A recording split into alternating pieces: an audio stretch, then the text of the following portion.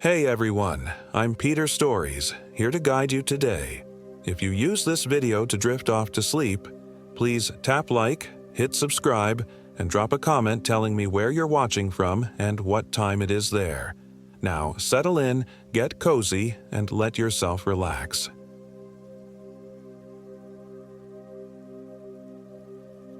My name is Michael Williams, and I am 34 years old.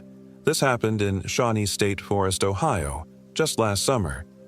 The Appalachian foothills had always called to me, their ancient slopes promising solitude and a reprieve from the crushing weight of my corporate existence. After the divorce, I needed to disconnect, truly disconnect, and the 63,000 acres of Shawnee State Forest seemed like the perfect place to lose myself for a week. Known as the Little Smokies of Ohio, its remote valleys and ridges offered exactly what I craved: isolation. I'd packed meticulously: tent, sleeping bag, water filtration system, enough dehydrated meals for 10 days, though I'd only planned to stay for 7. Better to be over-prepared than under. My supervisor at the marketing firm had practically pushed me out the door. "You need this, Michael. You've been a ghost since Rebecca left." A ghost. Funny choice of words. The Roosevelt Lake Trailhead parking lot was nearly empty when I arrived on that crisp June morning. Just one other vehicle. A mud-splattered pickup truck with the local plates. Good. The fewer people, the better. I shouldered my pack, checked my GPS one last time, and headed toward the Shawnee Backpack Trail, a 36-mile loop through some of the most remote terrain in Ohio. The first day passed uneventfully. The trail wound through dense hardwood forests, occasionally opening to reveal breathtaking vistas of undulating green hills that stretched to the horizon. The physical exertion felt good, burning away the fog that had enveloped my mind for months. By late afternoon, I'd reached a designated camping area near a stream, pitched my tent, and even managed a small campfire before turning in. I slept poorly that first night. Not unusual when adjusting to the sounds of the forest, the rustle of nocturnal creatures, the whisper of wind through the leaves, the occasional snap of a twig. But there was something else, something just at the edge of hearing. A rhythm almost like breathing, but too measured, too deliberate to be an animal. Probably just water moving through the stream bed, I told myself, burrowing deeper into my sleeping bag. The second day, I pushed farther into the forest, following the trail as it climbed ridges and descended into hollows so deep that sunlight barely penetrated the canopy. By midday, the weather had turned. Dark clouds rolled in from the west, and the temperature dropped noticeably. I consulted my map and decided to make for a sheltered camping spot near Turkey Creek that was still a few miles ahead. The rain started as a gentle patter but quickly intensified into a downpour. The trail turned slick with mud, making each step treacherous. As I rounded a bend, something caught my eye. A flash of color that didn't belong among the greens and browns of the forest. Just off the trail stood a small cairn of stacked stones, topped with what appeared to be a child's doll. Its once pink dress was now gray with dirt and mold, and its plastic face had been partially melted, creating a grotesque, dripping expression. I felt a chill that had nothing to do with the rain. Who would leave such a thing out here? Teenagers, probably trying to creep out hikers. I continued on, but found myself glancing back repeatedly, unable to shake the feeling that the doll's distorted eyes were following me. By the time I reached the Turkey Creek campsite, I was soaked through and shivering. Setting up camp in the rain was miserable work, but I managed to get my tent erected in a relatively dry spot beneath a cluster of hemlocks.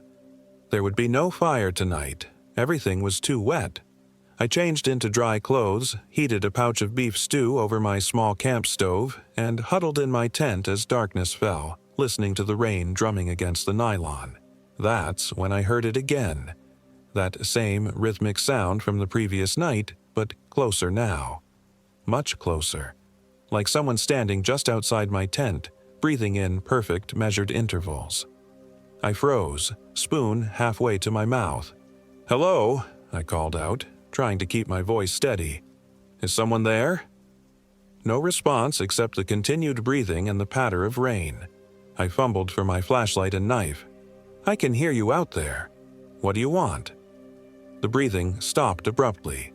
Then came a sound I still struggled to describe, a low, vibrating hum that seemed to emanate not from any single point but from the forest itself. It lasted perhaps 5 seconds before fading away, leaving only the sound of rainfall.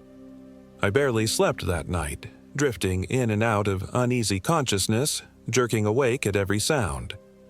When morning finally came, I found strange markings in the mud around my tent. Not footprints exactly, but long, sinuous impressions as if something had been dragged in circles around my campsite.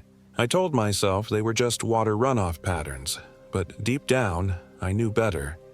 I should have turned back then. Any rational person would have. But some combination of stubborn pride and curiosity pushed me forward.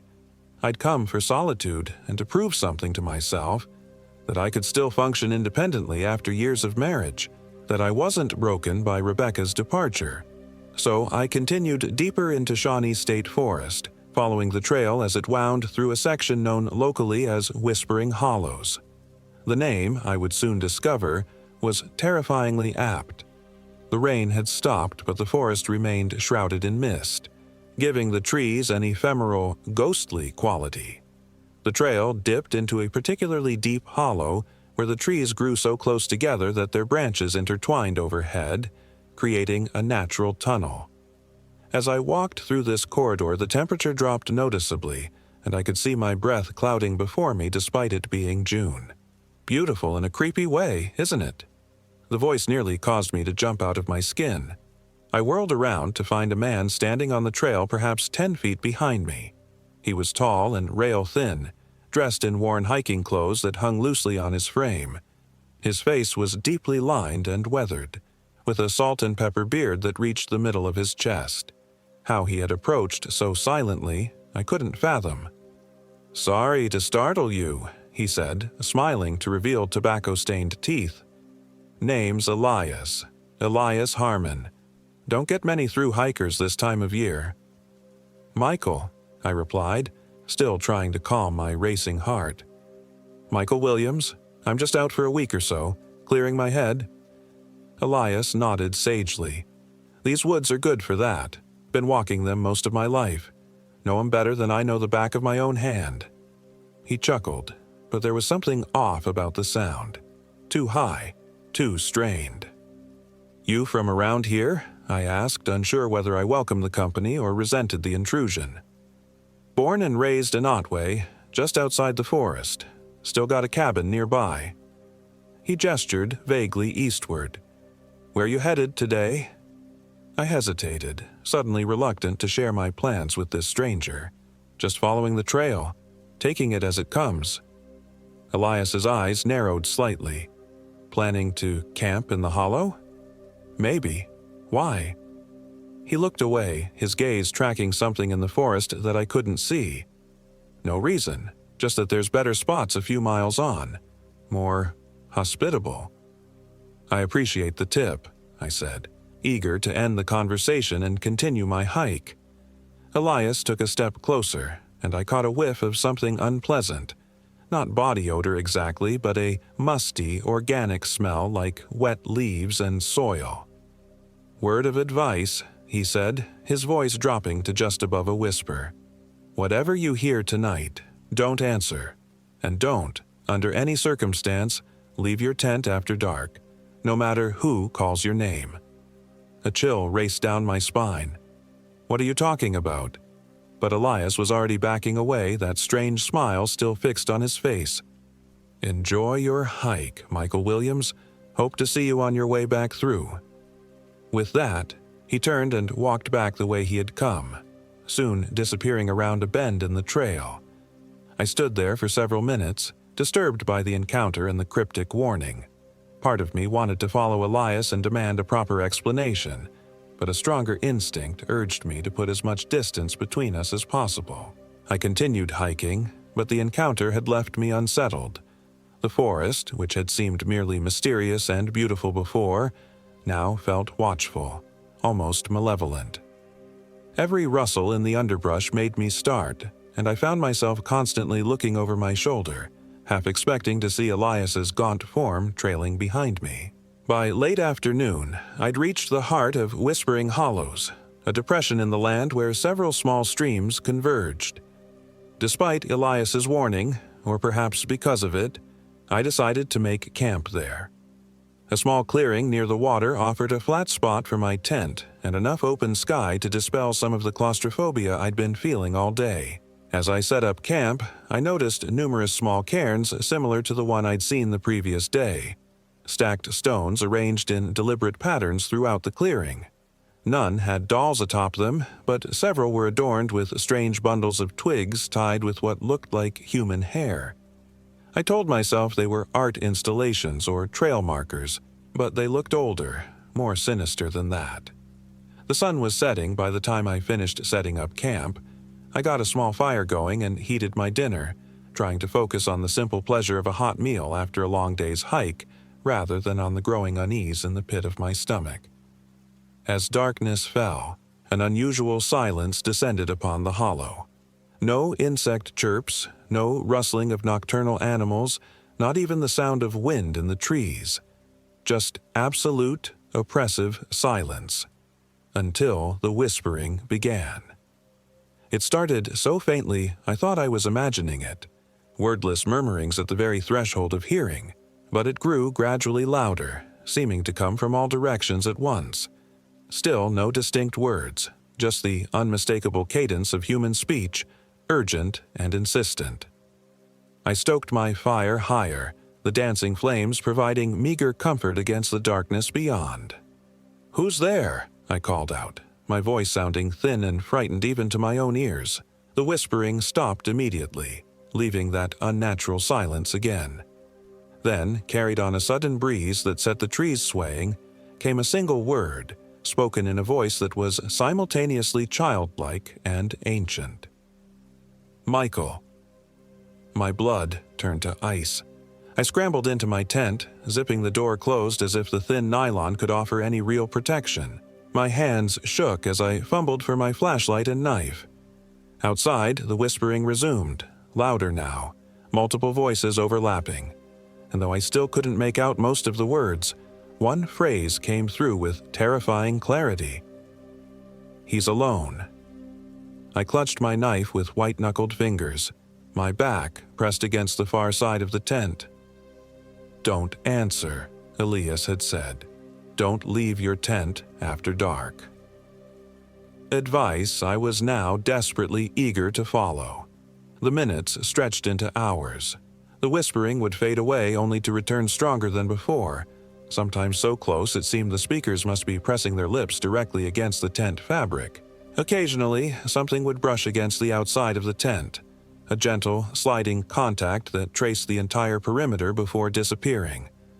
Around what I guessed was midnight, my phone, which had shown no signal since I'd entered the forest, suddenly chimed with an incoming text message. Startled, I nearly dropped it while fumbling to see the screen. It was from Rebecca, which was impossible. We hadn't spoken in months, and there was no way I had service out here. The message read, "I'm lost in the woods, Michael. Please help me find my way back to you." As I stared at the screen in disbelief, another message appeared. "I can see your campfire. Just step outside and call my name." My hands trembled so violently I could barely hold the phone. This wasn't real. Couldn't be real. I turned the phone off and shoved it deep into my pack. That's when I heard her voice, as clear as if she were standing right outside my tent. "Michael, please, I'm scared. Let me in." It was Rebecca's voice, the same gentle lilt, the same slight Midwestern accent. But Rebecca was in Cincinnati, living with her new boyfriend, not lost in Shawnee State Forest. "You're not real," I whispered, more to convince myself than to address whatever was outside. "Of course I'm real," the voice said, a note of hurt entering it. "Don't you love me anymore? Don't you want us to be together again?" The rational part of my brain screamed that this was some kind of trick, a hallucination. maybe even a psychotic break brought on by stress and isolation. But a deeper, more primitive part longed to unzip the tent and embrace the woman I still loved, still missed every day despite the pain she'd caused me. My hand actually moved toward the tent zipper before I caught myself. "No matter who calls your name," Elias had warned. "You're not Rebecca," I said, my voice stronger now, fueled by anger at being manipulated. "Whatever you are, leave me alone." The voice that answered was no longer Rebecca's. It had transformed into something multi-tonal, as if dozens of people were speaking in unison. "We are the Hollow, Michael Williams. We are its hunger, and you have walked willingly into our embrace." A powerful gust of wind hit the tent, nearly flattening it despite the stakes. My fire must have been extinguished because no light penetrated the tent fabric now, just absolute, impenetrable darkness. The whispering returned, rising to a frenzied pitch, and with it came a scrabbling sound against the tent. Not the gentle brushing from before, but violent, desperate clawing.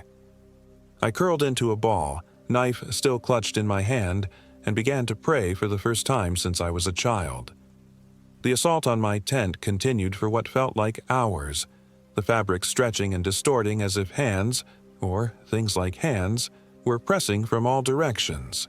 And then, as suddenly as it had begun, it stopped. The whispering ceased. The pressure vanished. Even the wind died away. For several minutes I remained frozen, afraid to move or make a sound. Then, slowly, I became aware of a faint glow penetrating the tent fabric. Dawn. I'd survived the night. With shaking hands, I unzipped the tent just enough to peer outside. The clearing looked exactly as it had the previous evening. My extinguished campfire, the cairns, the converging streams. Nothing to indicate the terror I'd experienced. Had it all been a nightmare? Some kind of waking dream brought on by exhaustion and emotional strain? But then I saw the tent. From the outside, the damage was obvious. Long, ragged tears in the fabric, not visible from within because the interior liner was still intact. And around the perimeter of my campsite, the ground was disturbed in a very specific pattern. A perfect circle of churned earth, as if something had been dragging itself around and around my tent all night. I packed up in record time, hands fumbling with cold fear as much as the morning chill. I needed to get out of this hollow, out of this forest, as quickly as possible.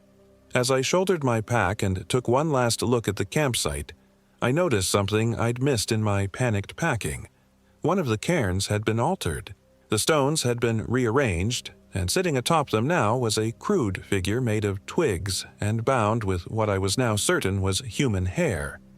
The figure was humanoid but with elongated limbs and an oversized head. Clutched in its twig hands was something small and rectangular, my driver's license, which had been safely stored in my wallet in a zippered pocket of my pack. I ran. Abandoning all pretense of calm or dignity, I flat out ran, following the trail back the way I'd come. My lungs burned and my legs trembled, but fear drove me forward with almost superhuman energy. I had to get out of Whispering Hollows before nightfall. Had to. I'd been running for perhaps 20 minutes when I rounded a bend in the trail and collided hard with someone coming the opposite direction. We both went down in a tangle of limbs and startled shouts. "Whoa there, friend. Where's the fire?" It was Elias, scrambling to his feet and brushing dirt from his clothes. He extended a hand to help me up, but I ignored it, backing away as I got to my feet. "You knew," I accused, still breathing hard from my run. "You knew what was in that hollow." Elias's weathered face revealed nothing. "I warned you not to camp there." "What are they? What the hell is happening in this forest?" He sighed, suddenly looking much older and wearier. "Sit down before you fall down, son. You look like death warmed over." Despite my mistrust, I was grateful for the chance to rest. We sat on fallen logs on opposite sides of the trail. Elias pulled out a canteen and offered it to me. I hesitated. "It's just water," he said with a hint of amusement. "If I wanted to hurt you, I'd have let you spend another night in the hollow." I accepted the canteen and drank deeply. The water was cool and refreshing, helping to clear my head. "The locals call them the Whisperers," Elias said after I'd handed back his canteen. "Been here long as anyone can remember. Longer than the forest itself, some say." "What are they?" I repeated. Elias shrugged. "Not ghosts, not demons. Something in between, maybe. They feed on fear, on loneliness. They find the wounds in your soul and dig their fingers in." He looked at me with sudden intensity. "You've got plenty for them to work with, don't you? Fresh pain, fresh loss. How do you know about that?" "I don't know the details. Don't need to. The Whisperers know, though. They always know what hurts the most. Why didn't you just tell me not to go there? Why the cryptic warning?" Elias let out a humorless laugh. "Would you have believed me? City folk like you need to touch the fire to believe it burns." He wasn't wrong. If he'd spun some supernatural tale about forest entities that fed on emotional pain, I'd have written him off as a backwoods kook. How many people have they taken?" I asked, not sure I wanted the answer. "Over the years? Dozens? Maybe hundreds? Hard to say. Hikers go missing in these woods all the time. Usually they're just lost or had an accident. But sometimes—" He trailed off, his gaze drifting toward the direction of the hollow. "Why are you here?" I demanded, a new suspicion forming. "Do you work for them somehow? Lead people to them?" Elias looked genuinely offended. "I try to keep folks away. Been doing it for 40 years now. My daddy did the same before me, and his daddy before him. Then why live so close? Why stay in these woods at all?" A shadow passed over his face. "They took my wife. Spring of '83. I've been searching for her ever since." "For 40 years? But surely she's dead?" "Maybe, probably. But the Whisperers, they exist outside of time somehow. Sometimes they give me glimpses of her.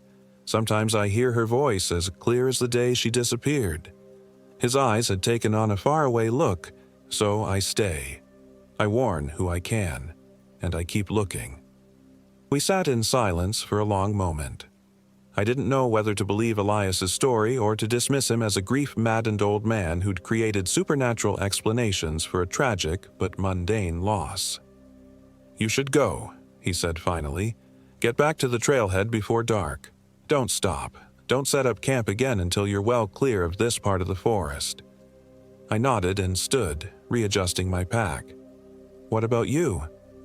"I'll keep doing what I've been doing," he said with a sad smile. "Maybe someday I'll find Mary. Or maybe the Whisperers will finally get tired of toying with me and take me too. Either way, at least the waiting will be over." I wanted to say something comforting, but no words seemed adequate. Instead, I simply nodded again and continued down the trail, walking briskly but no longer running. I made it back to the trailhead just as the sun was setting, my legs leaden with fatigue but my spirits soaring at the sight of the nearly empty parking lot. My car sat alone, the mud-splattered pickup truck from before now gone. As I drove away from Shawnee State Forest, I tried to process what had happened. Had I experienced something genuinely supernatural? Or had I fallen victim to an elaborate hoax? Or worse, was I losing my grip on reality, creating paranormal explanations for a series of coincidences and natural phenomena? I still don't know for certain. But in the months since that trip, I've done research on Whispering Hollows and the surrounding area. There are stories, old newspaper articles, forum posts from other hikers, local legends passed down through generations. Stories of people going missing, of strange sounds in the night, of whispered voices that know your deepest fears and regrets. And sometimes, late at night when I'm alone in my apartment, I hear it again. That faint, insistent whispering just at the edge of hearing. A sound like dozens of voices, all speaking at once.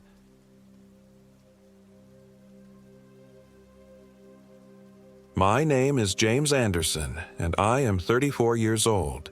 This happened in Zaleski State Forest, Ohio, during what was supposed to be a simple 3-day hiking trip to clear my head and find some peace after my divorce. I'd always been drawn to the outdoors, finding solace in the quiet whispers of the forest and the untamed beauty of nature. Zaleski seemed perfect, remote enough to escape the constant noise of civilization, yet still accessible for someone like me who hadn't done serious backpacking in years. The 5,872-acre wilderness was known for its rugged terrain, hidden hollows, and ancient trees. What I didn't know then was that the locals avoided certain parts of those woods, especially after sunset. My plan was straightforward: hike the North Loop Trail, camp for 2 nights, and then return to my car at the Hope Schoolhouse trailhead.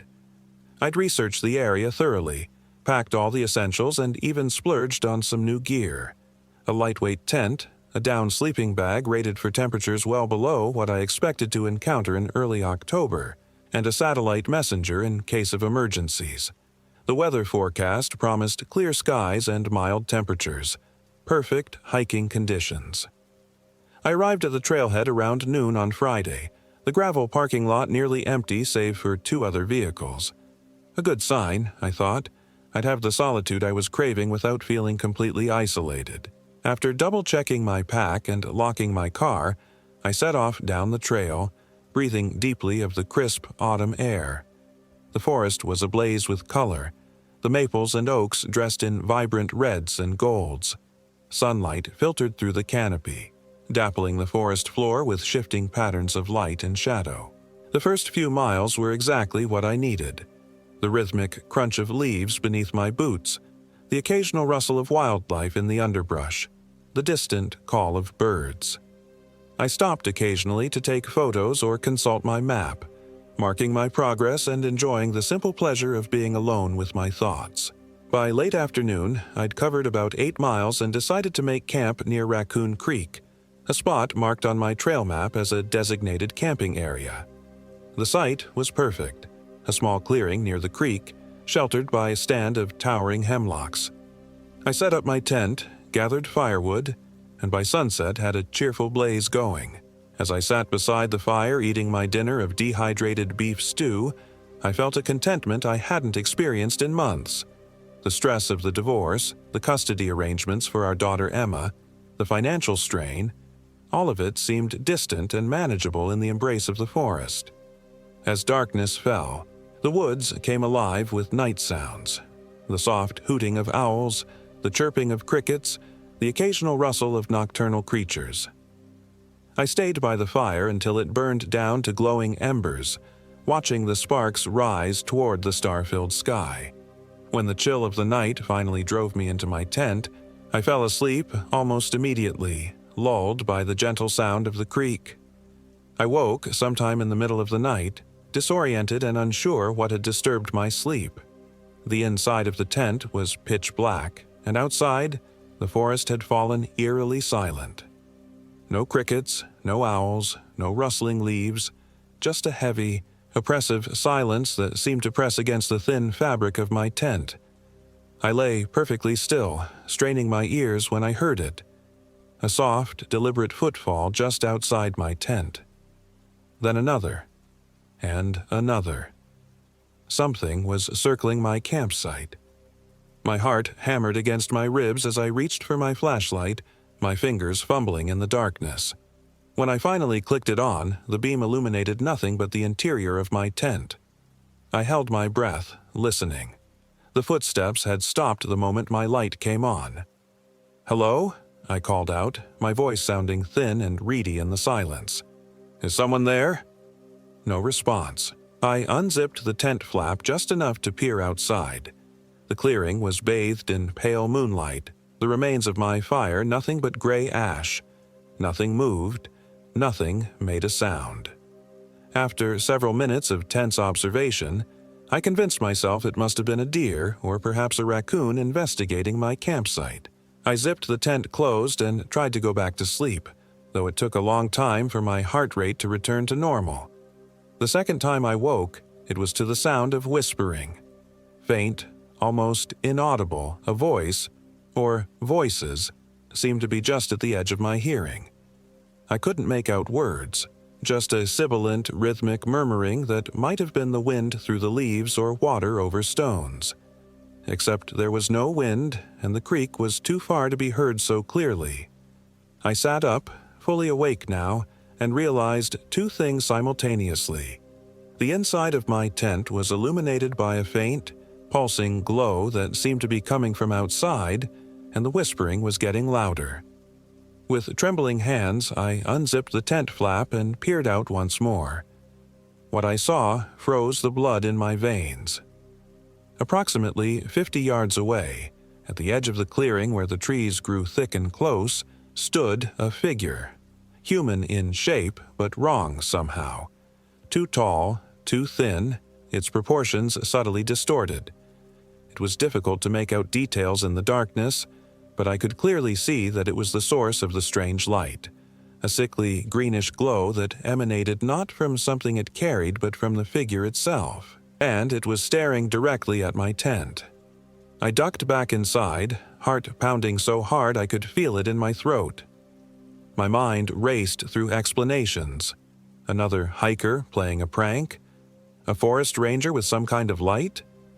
But deep down, I knew this was something else entirely. Whatever stood at the edge of my campsite was not human, not anything I could rationally explain. The whispering grew louder, more insistent, and now I could almost make out words. Not English, not any language I recognized, but definitely words being spoken with purpose and intent. Then, without warning, the whispering stopped. Silence again, heavy and absolute. I don't know what compelled me to look outside again. Fear? Curiosity? Some primal need to keep my eyes on a threat? Whatever the reason, I slowly pulled back the tent flap once more. The figure was gone. But in its place, scattered across the clearing in a rough semicircle, were 7 small, glowing objects. From my position, they looked like stones, each about the size of a golf ball, each emitting the same greenish light I'd seen before. I watched, transfixed, as the stones began to pulse in unison, the light growing brighter and then dimmer in a rhythmic pattern that somehow matched the cadence of the whispering I'd heard earlier. As I stared, a terrible sensation of wrongness washed over me. Not just fear, but a deep, visceral revulsion, as if reality itself was being warped and twisted right before my eyes. That's when I noticed the ground between the stones beginning to move. The leaf litter and soil seemed to be bubbling, roiling like water coming to a boil. From the disturbed earth, pale, root-like tendrils began to emerge, writhing and twisting upward toward the night sky. They grew with impossible speed, thickening and branching, taking on more solid form with each passing second. I should have run. Every instinct in my body screamed at me to grab what I could and flee. But I was paralyzed, captivated by the horrific spectacle unfolding before me. The tendrils continued to grow, interconnecting, weaving together like the strands of some grotesque tapestry. And then, as the structure reached about 7 feet in height, I realized with mounting horror what I was seeing. It was forming a human shape. The head emerged first, a rough approximation of human features formed from twisted, pallid, root-like material. Then shoulders, arms, torso, all composed of the same ghastly substance, until a complete figure stood in the center of the glowing stones. Its face was featureless except for 2 deep hollows where eyes should be, and a jagged gash of a mouth that split its lower face from ear to ear. The mouth opened, impossibly wide, and from it came the same whispering I'd heard before, but now loud enough to make out words. "James. We've been waiting for you, James." My name. It knew my name. The creature, for I could no longer think of it as anything else, took a step toward me. The movement was unnatural, jerky, as if it hadn't quite figured out how its newly formed body should move. Another step, then another. It was coming directly toward my tent. Fear finally broke through my paralysis. I scrambled backward, tangling myself in my sleeping bag, desperately searching for my hiking boots, my knife, anything that might serve as a weapon. But even as I fumbled in the darkness, a part of my mind was screaming that conventional weapons would be useless against whatever this thing was. The creature was just yards from my tent now, its root-like body making a terrible squelching sound with each step. Through the thin fabric, I could see its silhouette, backlit by the glow of the stones. It reached out one twisted limb, the end splitting into something like fingers, and I watched in horror as those fingers touched the outside of my tent. The material sizzled on contact, a small hole appearing where the creature had touched it. The hole widened as the fabric seemed to dissolve around the point of contact, melting away like ice under a blowtorch. Through the growing opening, I could see the thing's face, that terrible, eyeless face with its grotesque mouth still forming my name over and over. In desperation, I grabbed my flashlight, the only thing within reach, and shone the beam directly at the creature. The effect was immediate and unexpected. It recoiled, a high-pitched keening sound erupting from its misshapen mouth. The light seemed to cause it physical pain, its root-like body writhing and contorting where the beam touched it. Not stopping to question my luck, I seized the opportunity.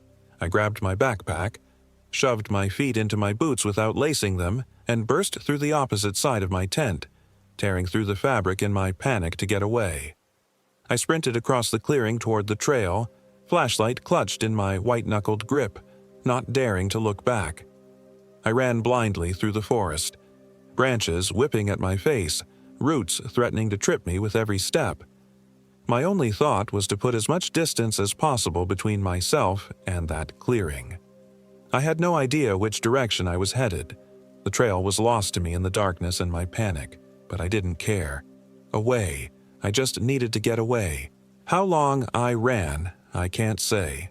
Minutes stretched into what felt like hours, my lungs burning, legs screaming in protest. Eventually, physical exhaustion forced me to slow to a walk, though terror still propelled me forward through the night. My flashlight beam bounced wildly across the forest floor, throwing distorted shadows that made me flinch at every turn. As the initial panic began to subside, I tried to make sense of what I'd seen. There had to be a rational explanation. Hallucinations from some toxic plant I'd accidentally touched or consumed, an elaborate prank by locals who targeted solo hikers, a vivid nightmare that had bled into wakefulness. But none of these explanations could account for the visceral terror I'd felt, the absolute certainty that what I'd encountered was something beyond natural explanation. I stumbled on through the darkness, desperate for any sign of civilization. A road, a house, another campsite with normal human occupants. The forest around me seemed to have transformed from the welcoming sanctuary of the previous day into a labyrinth of shadows and hidden threats. Every sound made me jump. Every shifting shadow held the potential for horror. As the night wore on, my flashlight began to dim. I switched it off intermittently to conserve the batteries, navigating by the faint moonlight filtering through the canopy above. During one of these dark intervals, I became aware of a sound behind me. The soft crunch of leaves, the snap of a twig. Something was following me. I froze, straining my ears. The forest had gone silent again, just as it had at my campsite before the appearance of the glowing figure. No insects, no night birds, no rustling of nocturnal animals, just the heavy silence and the sound of my own ragged breathing. Then I heard it, the whispering, distant at first, but growing closer with every second. The same sibilant, inhuman voice from before, calling my name. I ran again, heedless of direction, fueled by a fresh surge of adrenaline. The voice seemed to be all around me now, coming from everywhere and nowhere at once. The trees themselves seemed to be bending toward me, branches reaching like grasping hands. More than once I felt something brush against my back, but I didn't dare turn to look, didn't dare slow down. I don't know how long I ran this time before I broke through the tree line and found myself on the shore of a small lake I didn't recognize. The sudden open space was disorienting after hours in the dense forest. Moonlight reflected off the still water, casting an ethereal glow across the scene. On the opposite shore, perhaps a half-mile away, I could see lights. the warm yellow glow of windows in what appeared to be cabins or small houses. Civilization. Safety. I could skirt the lake, reach those buildings, find help. The thought gave me a renewed sense of purpose, a destination to focus on beyond blind flight. I had started to move along the shoreline when a sound from the water stopped me cold, a gentle splash, as if something had broken the surface. I turned slowly, directing my failing flashlight beam toward the source of the noise. About 20 yards from shore, a head was visible above the water. Human in shape, but even at that distance I could tell something was wrong with the proportions, with the way it moved. As I watched, it began to come closer, moving through the water with unnatural speed. And it wasn't swimming.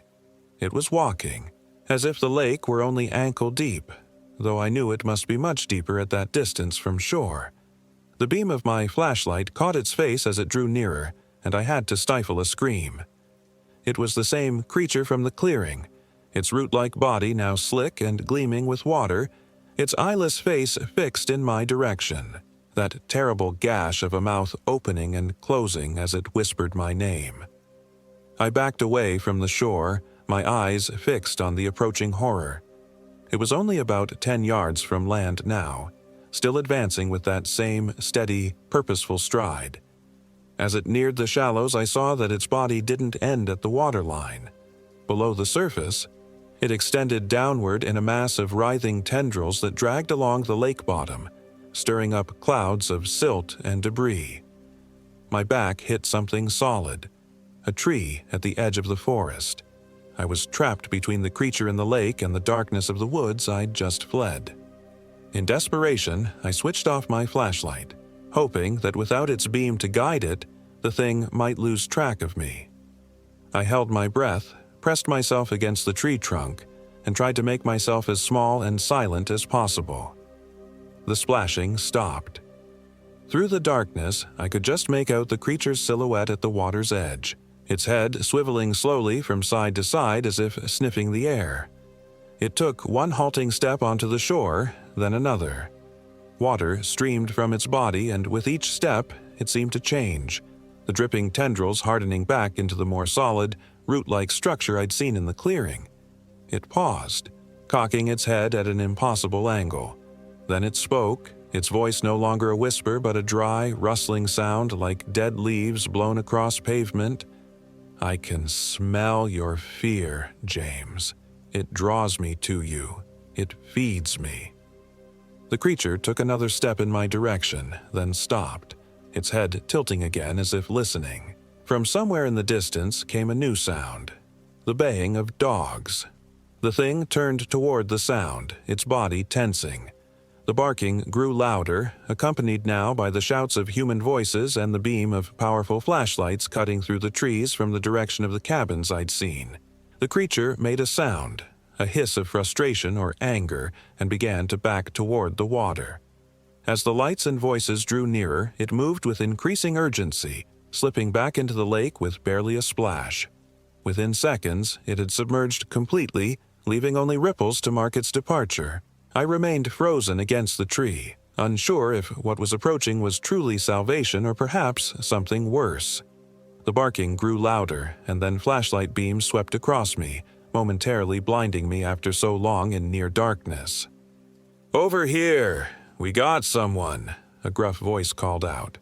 Two men emerged from the trees, each holding a powerful flashlight followed by a pair of large, muscular dogs on leashes. The men were dressed in hunting clothes, one wearing a sheriff's deputy jacket. The dogs strained against their leashes, noses to the ground, sniffing excitedly. "You okay, son?" the deputy asked, his flashlight beam lowered slightly so as not to blind me.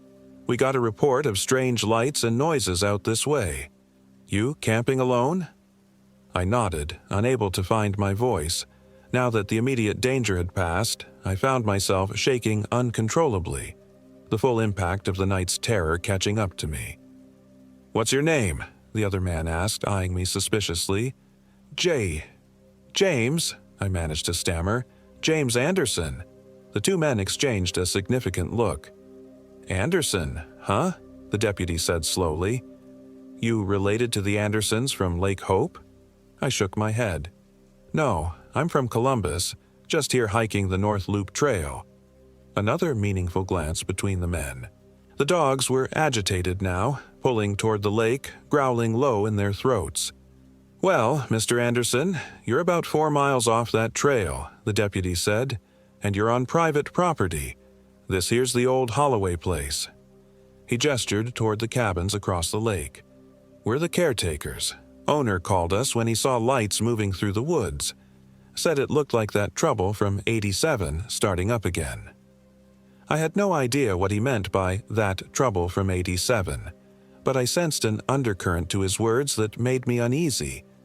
These men knew something about what I'd encountered, or at least suspected. I'm sorry, I said, trying to gather my wits. I got lost. There was something in the woods at my campsite. Best not talk about it, the second man interrupted sharply. Some things, once you name them, you just make them stronger. The deputy nodded in agreement. Listen, son, you look like you've had a rough night. Why don't you come back to my place? It's just over there, across the lake. Get you warmed up, maybe some coffee, and in the morning I'll drive you back to your car. The offer was tempting. Shelter, safety, a return to normalcy. But something in the men's manner made me hesitate. They weren't surprised by my story. They hadn't asked for details about what I'd seen, hadn't dismissed me as crazy or hallucinating. They knew something. Before I could respond, one of the dogs lunged toward the lake, barking furiously. The second dog joined in, both animals straining against their leashes, teeth bared at something we couldn't see in the dark water. Quiet, the second man commanded, yanking on his dog's leash. But the animals were beyond control now, their barks turning to high-pitched, fearful whines as they backed away from the water's edge, tails between their legs. And then I saw it. A faint greenish glow beneath the surface of the lake, moving parallel to the shore, heading toward the far side where the cabins stood. The men saw it too, both of them stiffening, reaching for weapons I hadn't noticed before, the deputy for his service pistol, the other man for a shotgun slung across his back. It's crossing to the other side, the deputy said tensely, heading for the old hollow grove. We need to get there first, the other man replied. If it reaches the grove before we can stop it. They both turned to me, their expressions grave. Mr. Anderson, you have a choice to make, the deputy said. You can come with us, help us deal with this thing, or you can start walking that way. He pointed along the shoreline in the opposite direction from the cabins. And in about 2 miles you'll hit County Road 78. Follow it east and you'll eventually reach Hope. But I should warn you, if we don't stop that thing, nowhere around here is going to be safe come morning. I looked from the men to the glowing presence moving through the water, then back again. The rational part of my mind urged me to take the second option, to walk away from this nightmare, to reach a road, to return to the safety of civilization, and the comfortable belief that what I'd experienced was nothing more than a stress-induced hallucination. But something deeper, something more primitive, knew better. I had seen something impossible tonight, something that defied rational explanation, and these men, whoever they were, seemed to know what it was and how to fight it. What is that thing? I asked, surprised by the steadiness in my voice. The men exchanged another look. Locals call it the Hollow Man, the second man said reluctantly. Been part of Zaleski folklore for generations. Most of the time it sleeps, dormant in the deep woods. But every few decades, something wakes it, usually when someone with the wrong kind of energy or name comes into its territory. Wrong name, I repeated. Anderson, the deputy said grimly. There was a family by that name lived here back in the 1800s. Story goes, they practiced some kind of old country magic, dark stuff from the old world. Something went wrong, and the forest changed them. Or they changed the forest. Accounts differ. The point is, the second man cut in, that thing out there thinks you're one of them, thinks you've come to wake something that should stay sleeping. And it won't stop until it's either destroyed you or taken you to the grove. Taken me? I asked, a chill running down my spine. "To join the others," the deputy said simply. I didn't need to ask what others he meant. I could imagine all too clearly what fate awaited me if the creature, the Hollow Man, succeeded in its purpose. "How do we stop it?" I asked. Relief washed over both men's faces at my decision. "Fire," the second man said. "Iron. And this." He reached into his pocket and pulled out a small cloth bag, which he handed to me. "Mix of salt, rowan berries, and a few other things. Family recipe, you might say. Throw it at the thing if it gets too close. Won't kill it, but it'll hurt it something fierce." The deputy checked his watch. "We've got about 40 minutes till dawn. It'll have to return to the grove by first light or lose its physical form. Our job is to keep it away from there until sunrise, then seal the grove again so it can't emerge for another generation." The plan sounded absurd, like something from a bad horror movie. But after what I'd witnessed, I was beyond questioning the reality of things I'd previously thought impossible. If these men said fire, iron, and a bag of herbs could fight this creature, who was I to doubt them? We set off along the shoreline, following the ghostly glow as it moved through the water. The dogs led the way, still nervous but under better control now that we were moving with purpose. The second man, who finally introduced himself as Ray Holloway, descendant of the family that had originally owned the property, explained more as we walked. The Hollow Man was a forest spirit, he said, or perhaps something that had once been human but had merged with the forest over time. It served as a guardian or gatekeeper for something older and more powerful that slumbered in a grove deep in the woods, a circle of ancient oak trees that predated European settlement, trees that had absorbed generations of dark rituals and sacrifices. The Anderson family had been caretakers of the grove in the 1800s, using its power for their own purposes. When those purposes grew too dark, the townsfolk had risen up against them, burning their home and hanging those they could catch. But some had escaped into the woods, into the grove, where they had undergone a transformation. They had become one with the forest, their spirits merging with the trees, their consciousness scattered but not destroyed. Every few decades, someone with Anderson blood comes to these woods, Ray explained. Sometimes knowingly, drawn by some ancestral memory. Sometimes, like you, just by coincidence. When that happens, the Hollow Man awakens, seeking to bring the Anderson descendant to the grove, to use their blood to fully wake what sleeps there. "But I'm not related to these people," I protested. "I'm from Ohio, yes, but my family is from the Cleveland area, not anywhere near here." "Doesn't matter," the deputy, whose name was Mike Harding, said grimly. "The Hollow Man doesn't understand genealogy. It senses the name, and that's enough. It's primitive in its thinking. Simple rules. Simple purpose."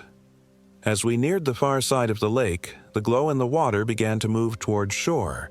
We quickened our pace, the dogs growing increasingly agitated as we drew closer to what Ray called the thin place, the boundary between the shore and the forest where the Hollow Man would emerge.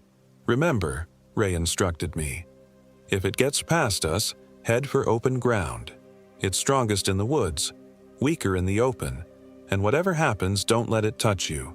Its touch changes things." We reached a small pebbled beach just as the glow reached the shallows. The water began to churn and boil, steam rising in the cool night air. From beneath the surface, that now familiar form began to emerge, the root-like body, the eyeless face, the terrible gash of a mouth still forming my name. Mike unholstered his pistol, though he looked doubtful about its effectiveness. Ray unslung his shotgun, breaking it open to check the shells. "Not regular shells," he explained, noting my look. "Iron filings mixed with salt and a few other things. Won't kill it, but it'll hurt it enough to send it back to the grove until sunrise." The Hollow Man was fully emerged now, standing in water that came only to its knees. It seemed larger than before, more substantial, as if its time in the lake had somehow nourished it. It fixed its eyeless gaze on me, ignoring Mike and Ray completely. James Anderson, it rasped, its voice like the creak of branches in a winter storm. The grove awaits. Your family awaits. Now, Ray shouted, raising his shotgun. The blast caught the Hollow Man square in the chest, tearing a hole through its root-like body. The creature shrieked, a sound like wind howling through a narrow canyon, and staggered backward. But the damage was already repairing itself, the torn roots knitting back together before our eyes. Mike fired next, his pistol barking 3 times in rapid succession.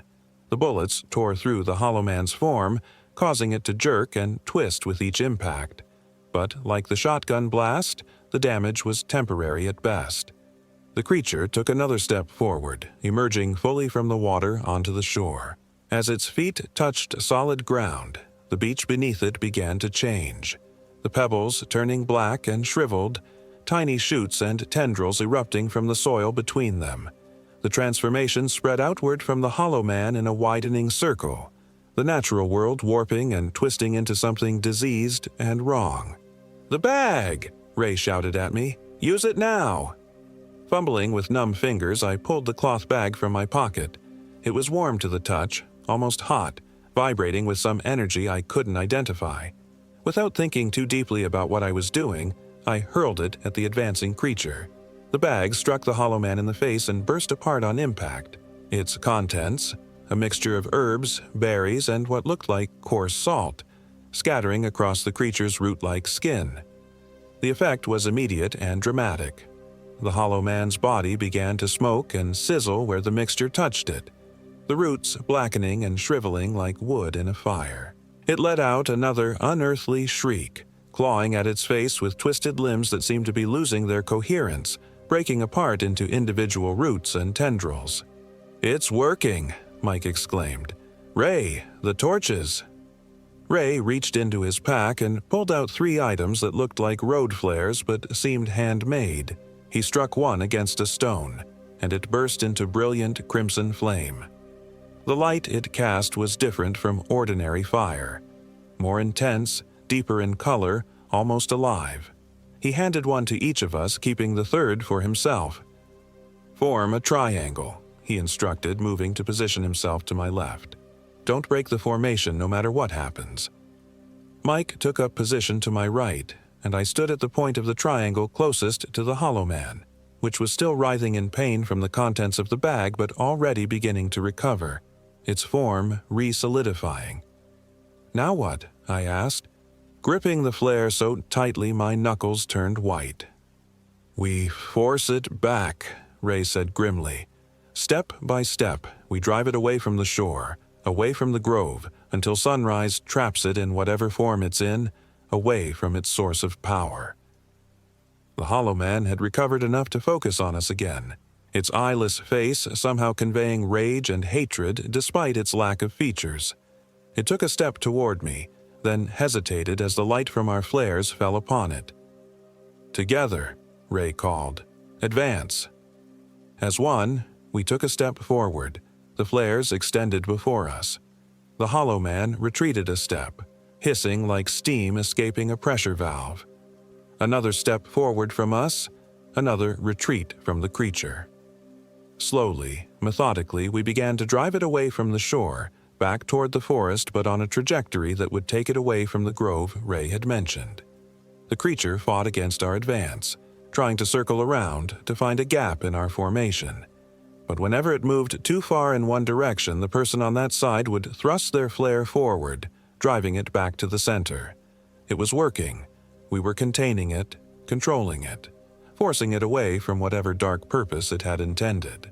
But as we approached the tree line, the Hollow Man's tactics changed. It stopped retreating and instead stood its ground, its body beginning to change once more. The roots that formed its structure started to stretch and expand, reaching outward in all directions, creating a web-like network that spread across the ground before us.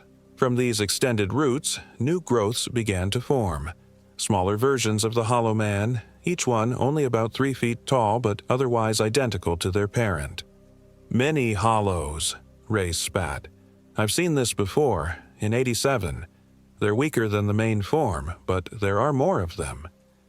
The small figures, fully formed now, began to advance on our triangle from all sides. There were at least a dozen of them, their eyeless faces fixed on us, their jagged mouths silently working.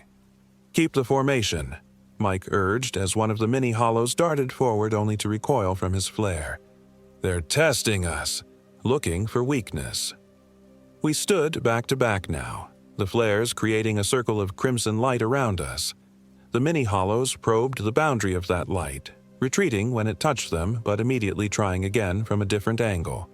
And behind them, the original Hollow Man stood watching, directing its spawn with subtle movements of its twisted hands.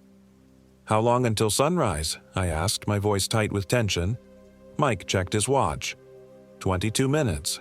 We just need to hold them off until then." But even as he spoke, I could see our flares beginning to dim, burning down faster than normal flares should. The light they cast was shrinking, the protective circle contracting around us. One of the mini hollows, bolder than the rest, charged through the weakening light toward Ray.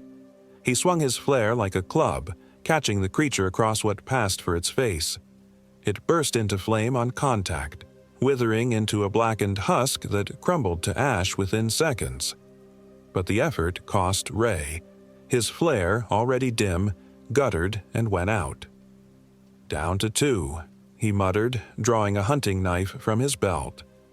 The blade gleamed oddly in the light of our remaining flares, not steel, I realized, but iron. "Pure iron," Ray confirmed, seeing my look. "Family heirloom. Not as good as the flares, but it'll hurt them." The mini hollows, sensing Ray's vulnerability, began to concentrate their attacks on his side of our formation. Mike and I tried to compensate, moving our flares to cover the gap, but there were too many of them, coming too quickly. One slipped through, latching onto Ray's leg with root-like hands that immediately began to burrow into his flesh. Ray screamed, slashing downward with his knife. The blade severed the creature's hands, but they remained embedded in his leg, pulsing with that same sickly green glow I'd seen before. Before our eyes, the skin around the embedded roots began to change, taking on a wooden texture, the veins beneath darkening and rising to the surface like the grain of some exotic hardwood. "Cut them out," Ray gasped, stumbling and nearly falling. "Don't let it spread." Mike holstered his pistol and pulled out a knife of his own, another iron blade, though smaller than Ray's. As I kept the remaining mini hollows at bay with my flare, Mike crouched beside Ray and began to carefully cut around the embedded roots, prying them out of the flesh one by one. Each extracted root writhed between his fingers like a living thing, trying to burrow into his skin. But Mike was careful, holding them only by the very tips before tossing them into the dirt where they shriveled and died away from their host. "How bad?" I asked, keeping my eyes on the mini hollows that circled us, looking for another opening. "Bad enough," Mike replied grimly, "the infection's spreading. If we don't get him proper treatment soon—" He didn't need to finish the thought. The veined wooden texture had spread halfway up Ray's calf already, and his foot had become rigid, the toes fusing together into something more like roots than human digits. "Just get me to the cabin," Ray gasped through clenched teeth. "There's supplies there, things that can slow it down." Mike nodded, slinging Ray's arm over his shoulder to support him.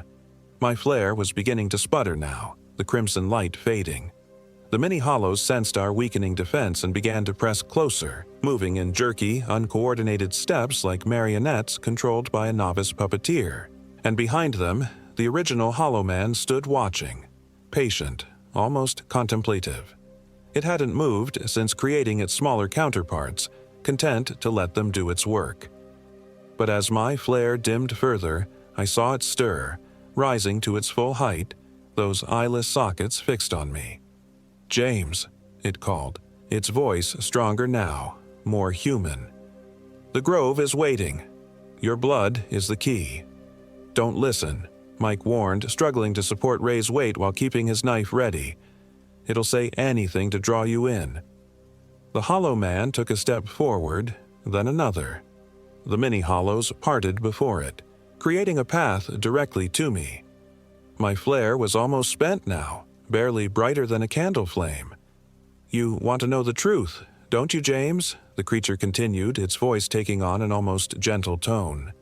"About who you really are, about the dreams you've had all your life, the dreams of ancient trees and blood-soaked soil, of voices calling from the deep woods. They weren't just dreams, James. They were memories. Your memories." A cold knot formed in my stomach. How could it know about those dreams? The recurring nightmares that had plagued me since childhood, of standing in a circle of massive oak trees while robed figures chanted in a language I didn't understand but somehow knew the meaning of. I'd never told anyone about those dreams, not even my ex-wife. "Don't react," Mike hissed, seeing my expression. "That's how it works. It pulls thoughts from your mind, uses them against you." But the Hollow Man was right before me now, close enough that I could smell the moist, earthy odor that emanated from its root-like body, the smell of decay and growth inextricably mingled. "Your ancestor didn't die with the others, James," it said, its voice dropping to a whisper. "She escaped, changed her name, fled west. But the blood remained. The connection remained. It's why you came here. Not chance. Destiny." My flare went out. In the sudden darkness, I felt rather than saw the Hollow Man's hand reaching for me. Acting on pure instinct, I ducked and rolled to the side, feeling the rush of air as those twisted fingers passed inches from my face. I scrambled to my feet, backing away, trying to orient myself. Dawn was breaking, the eastern sky beginning to lighten, but the forest around us was still shrouded in pre-dawn gloom. "Run!" Mike shouted, still supporting the half-transformed Ray. "Head for the cabin. We'll hold them off." I hesitated, unwilling to abandon them, but Ray himself waved me away with his free hand. "Go," he gasped. "The box on the mantel, iron and salt. Use it to seal the doors and windows." The mini-hollows were advancing again, and the Hollow Man was turning toward me, its movements quicker now, more urgent. It knew as well as we did that its time was running short. With sunrise only minutes away, it was in a race against the dawn. I ran. The path to the cabin was clear enough even in the dim light, a well-worn track leading from the beach through a sparse stand of trees to a small clearing where a rustic log cabin stood. As I ran, I could hear the sounds of struggle behind me, Mike's shouts, the wet, tearing sounds of the mini-hollows being dispatched with his iron blade, and beneath it all, the sibilant whispering of the Hollow Man, still calling my name. I reached the cabin and burst through the door, slamming it shut behind me. The interior was Spartan but neat. A main room with a stone fireplace, simple furniture, a kitchenette in one corner, and 2 doors that presumably led to bedrooms.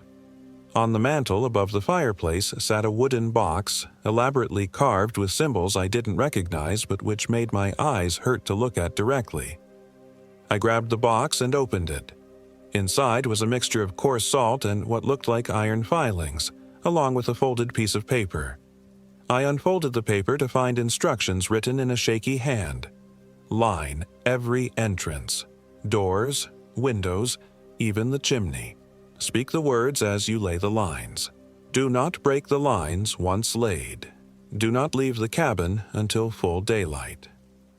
Below these instructions was a short passage in what looked like Latin, though some of the words were unfamiliar, possibly from an even older language. I had no idea how to pronounce most of it, but I understood the urgency of my task. I started with the door, pouring a line of the salt and iron mixture across the threshold, reciting the strange words as best I could. The mixture seemed to glow faintly as I laid it down, and I felt a subtle resistance as my hand crossed the line, as if passing through some invisible barrier. I moved to the windows next, lining each sill with the mixture. Through the glass I could see the sky continuing to lighten, the first rays of the sun not yet visible but promising.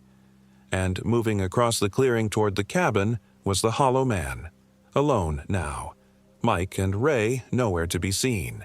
It moved with purpose but without urgency, as if confident in its ability to reach me before the dawn. Its root-like body seemed more solid than before, more human in its proportions, though still undeniably wrong. As it drew closer, I could see that its eyeless face had changed as well, features beginning to form where there had been only smooth, wooden skin before, a nose, brow ridges, and worse, the suggestion of eyes growing in those previously empty sockets, not human eyes, but something like the cross-section of a tree, growth rings arranged concentrically around a dark pupil. I worked faster, spilling some of the mixture in my haste but ensuring that every possible entrance was sealed. As I finished with the last window and moved to the fireplace to seal the chimney, I heard a sound that made my blood freeze. Wood creaking and groaning from the very walls of the cabin itself. The hollow man hadn't tried to enter through door or window. It was trying to come through the walls. The logs that formed the cabin's structure were beginning to warp and twist, the grain of the wood shifting like something alive beneath the surface. From one particularly pronounced bulge, I could see what looked like fingers beginning to push through, the wood splitting and peeling back to reveal those now familiar root-like digits. I rushed to the fireplace, climbing partly into the hearth to reach up and lay a circle of the mixture at the base of the chimney. As I finished reciting the words, I felt a change in the atmosphere of the cabin, a tightening like air pressure dropping before a storm. The creaking of the walls stopped. The half-formed hand trying to push through solidified, becoming just another knot in the wood, indistinguishable from natural deformities in the timber. The cabin was sealed. Outside, the hollow man had reached the porch.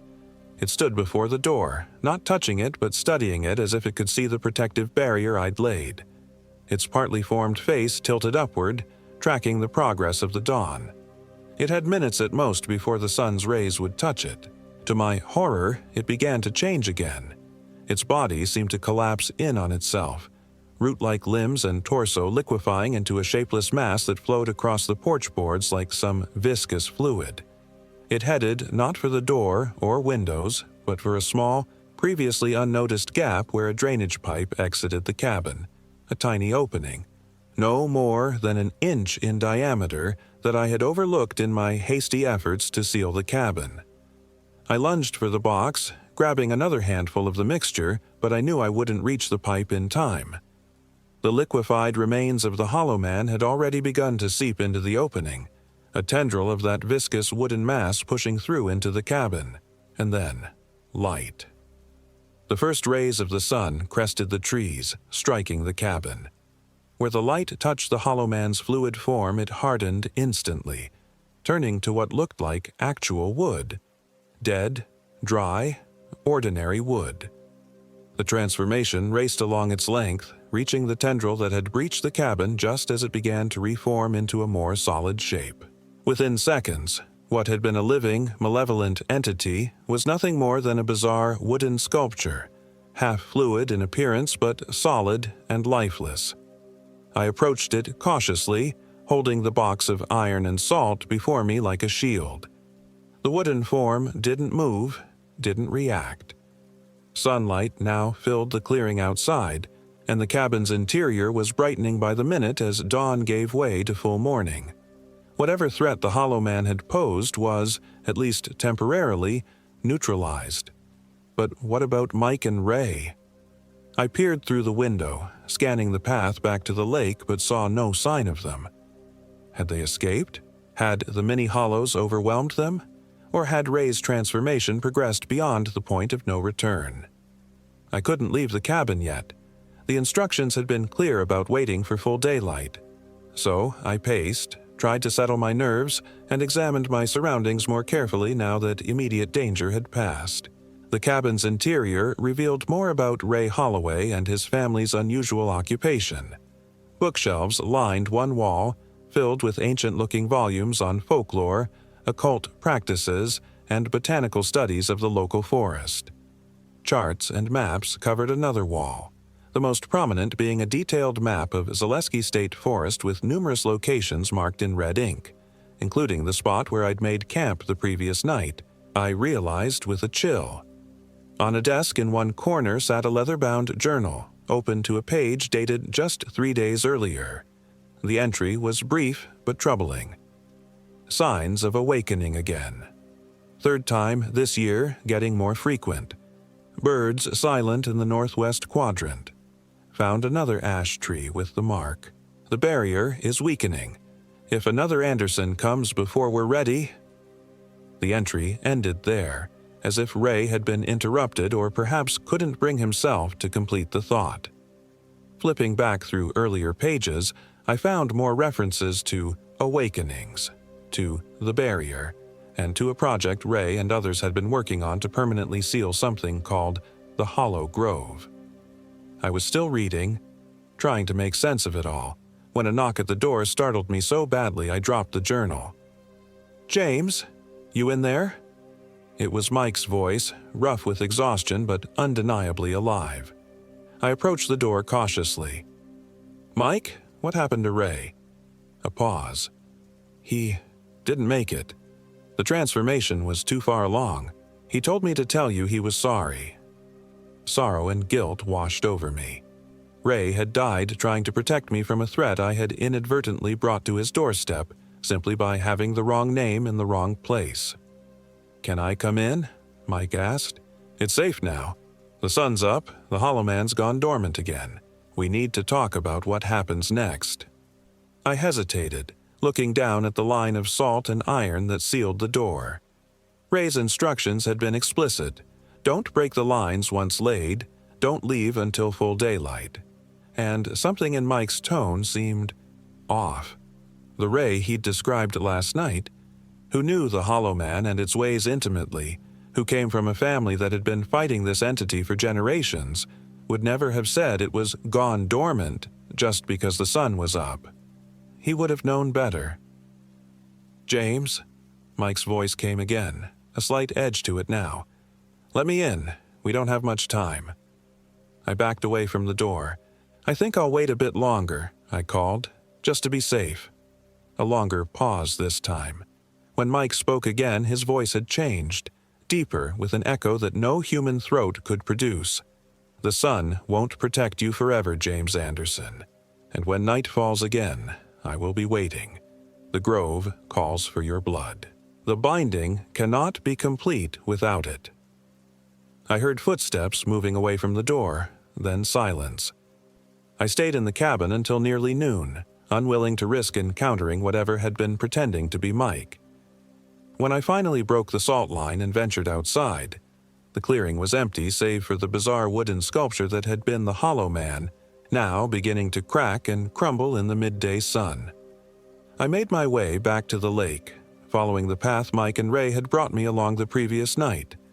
There was no sign of either man, no evidence of the struggle that had taken place.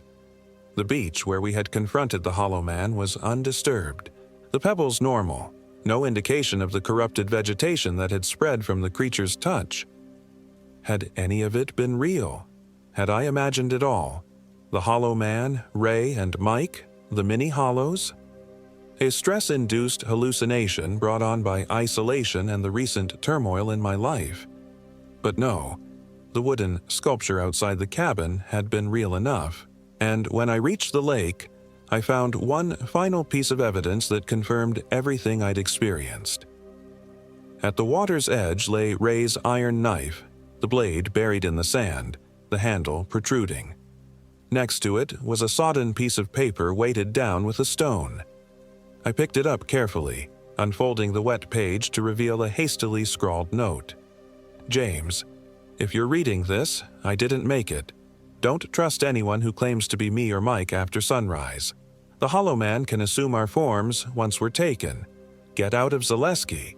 It knows who you are now, will keep hunting you. Go to this address."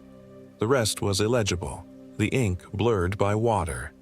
But the message was clear enough. Whatever had happened to Ray and Mike, they weren't coming back. And the threat wasn't over. It had merely been delayed. I took Ray's knife, tucking it into my belt. Then I set off along the shoreline in the direction they had indicated the previous night, hoping to find County Road 78 and make my way back to civilization. I had no illusions about my safety. Night would fall again, and with it, the Hollow Man would return. My only hope was to put as much distance as possible between myself and Zaleski State Forest before that happened. As I walked, I couldn't shake the hollow man's words from my mind. The dreams I'd had since childhood. The suggestion that my presence in these woods wasn't coincidence but some kind of ancestral calling. Could there truly be a connection between me and the dark history of this place? Was there Anderson blood in my veins that linked me to whatever slumbered in that grove? I didn't want to believe it. But as the sun began its westward descent, I found myself checking every shadow, starting at every sound. And when I finally reached the road and managed to flag down a passing truck, I couldn't stop myself from looking back one last time at the forest I was leaving behind. Just for a moment, between two distant trees, I thought I saw it. A tall, thin figure, standing perfectly still, watching me leave. And though I told myself it was just a trick of the light, just my overwrought imagination, I couldn't quite convince myself. Because deep down, in a place I didn't want to acknowledge, I knew I would be back. Not by choice, perhaps, but by compulsion, by the call of whatever waited in the hollow grove, by the blood that ran in my veins, connecting me to this place across generations. The truck driver asked me where I was headed. I told him anywhere, as long as it was far from here. He laughed, thinking I was joking. I wasn't. My name is James Anderson, and I have a feeling my story isn't over yet. The Hollow Man is patient. The grove is eternal, and night always falls eventually.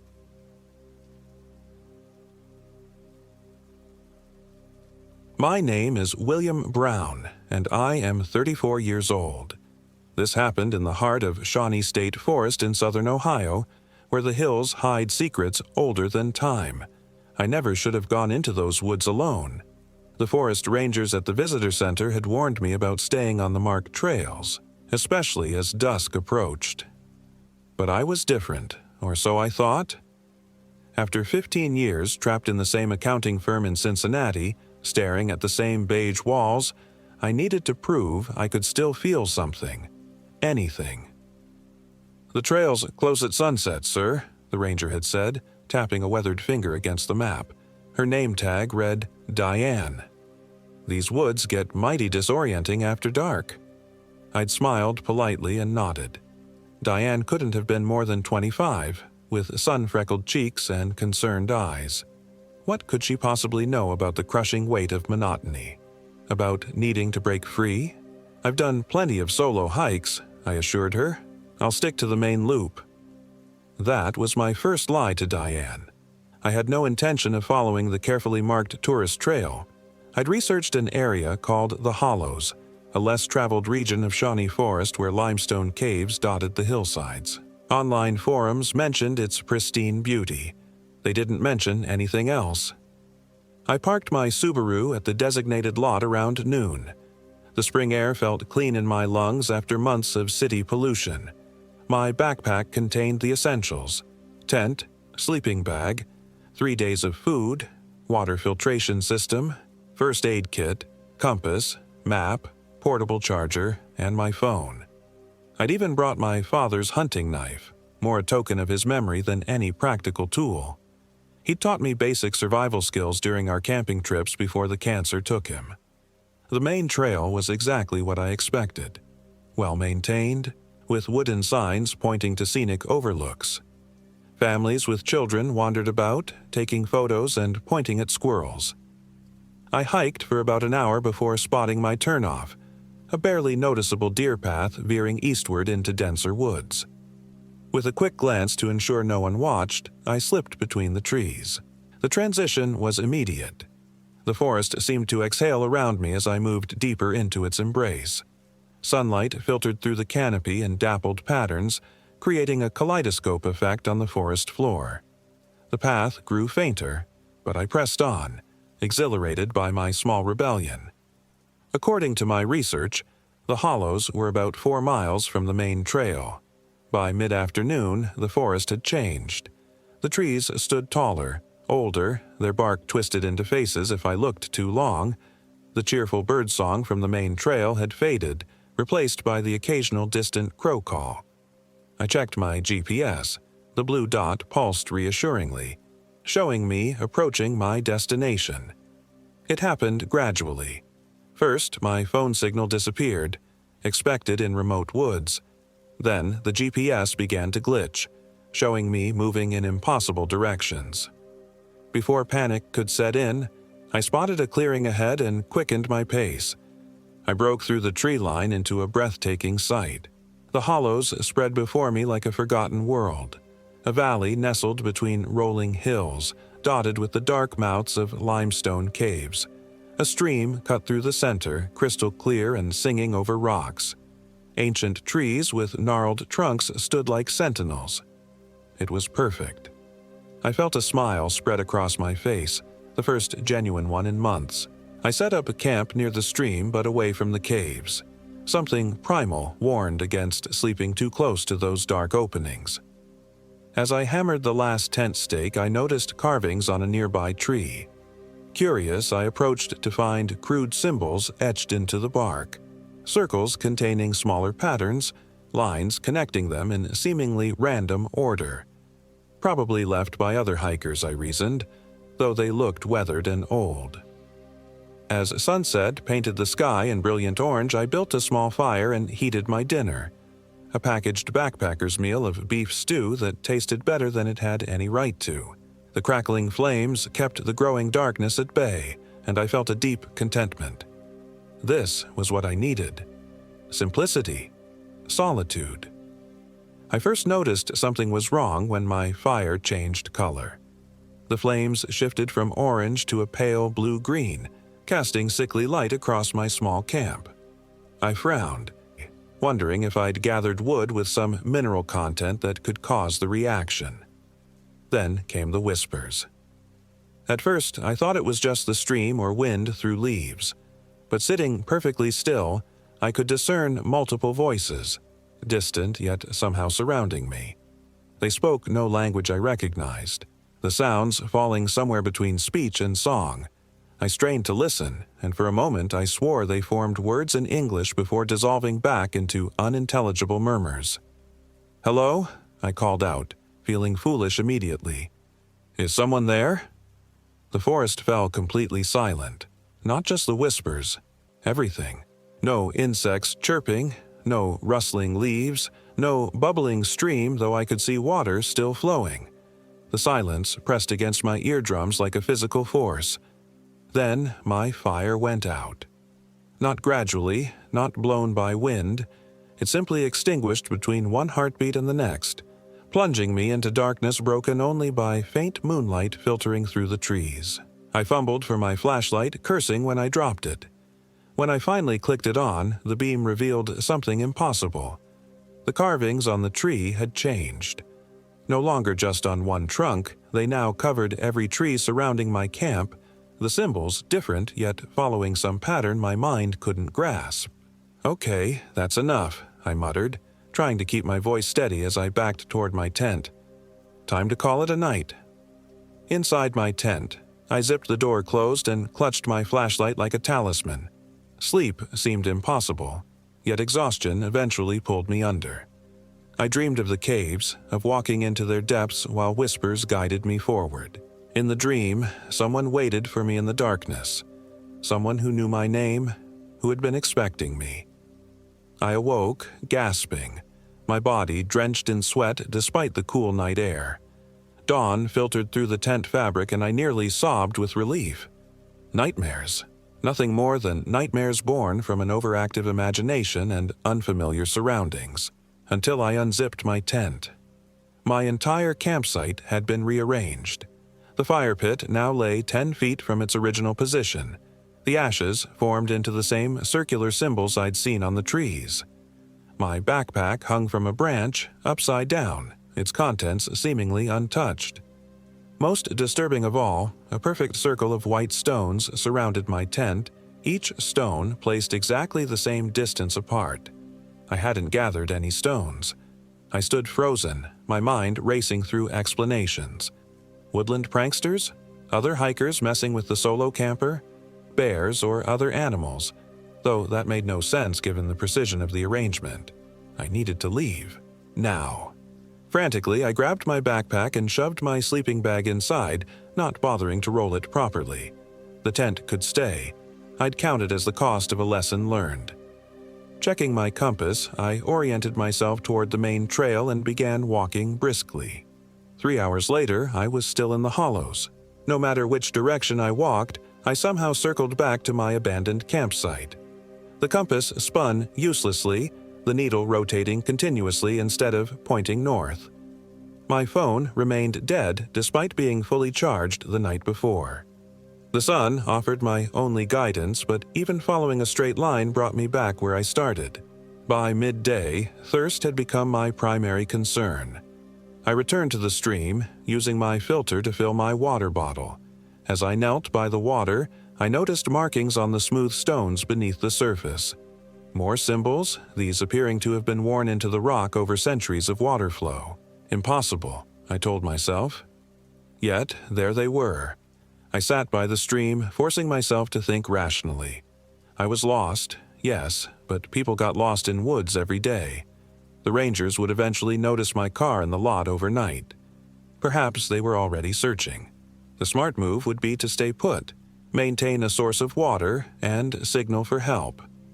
As I formulated this plan, I noticed a flash of movement across the stream.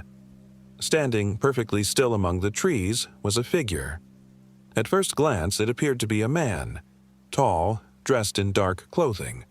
But as I stared, details became clear that sent ice through my veins. The figure stood too still, its proportions subtly wrong. Arms slightly too long, neck bent at an unnatural angle. Though partially hidden by shadow, I could see no features on its face, just smooth, pale skin where eyes and mouth should be. "Hello," I called, my voice cracking. "I'm lost. Can you help me?" The figure remained motionless. Then, slowly, it raised one elongated arm and pointed directly at one of the caves in the hillside. I blinked, and it was gone. Logic told me to ignore what I'd seen. Stress and dehydration could cause hallucinations. But another part of me, a deeper, intuitive part, whispered that the figure had shown me the way out, that the cave might lead to a path beyond this endless loop of forest. The cave mouth yawned before me, a jagged tear in the hillside. Sunlight penetrated only a few feet before surrendering to absolute darkness. I stood at the threshold, flashlight in hand, every instinct screaming to run the opposite direction. "Help!" I shouted instead, my voice echoing into the blackness. "Is anyone in there?" A whisper responded, the same unintelligible sounds from the night before, now emerging from the cave depths. Yet within the whispers, I heard my name. William. How could anything in these woods know my name? That should have been enough to send me running. Instead, I clicked on my flashlight and stepped into the cave. The temperature dropped immediately, my breath fogging in the beam of light. The passage narrowed before widening into a chamber where mineral deposits had formed fantastical shapes on the ceiling. The whispers grew louder, seeming to come from deeper within the cave system. Against all reason, I followed them. I don't know how long I walked. Time lost meaning in that lightless place. My flashlight beam caught glimpses of more symbols carved into the stone walls, these more elaborate than those outside. Some depicted humanoid figures with elongated limbs. Others showed circular patterns similar to the arrangement of stones around my tent. The passage eventually opened into a vast underground chamber. My flashlight couldn't reach the ceiling or far walls, creating the vertigo-inducing sensation of standing in an infinite void. But the floor was covered in thousands of small objects that crunched beneath my feet. I directed my beam downward and nearly vomited. Bones. Human bones, yellowed with age, had been arranged in intricate patterns across the chamber floor. Hundreds of skulls formed the border of an enormous circular design. Smaller bones, fingers, ribs, vertebrae, created complex symbols within. At the center of this macabre artwork stood a stone altar, roughly hewn from the cave rock. Atop it lay a book bound in what appeared to be dark leather, its cover adorned with familiar symbols.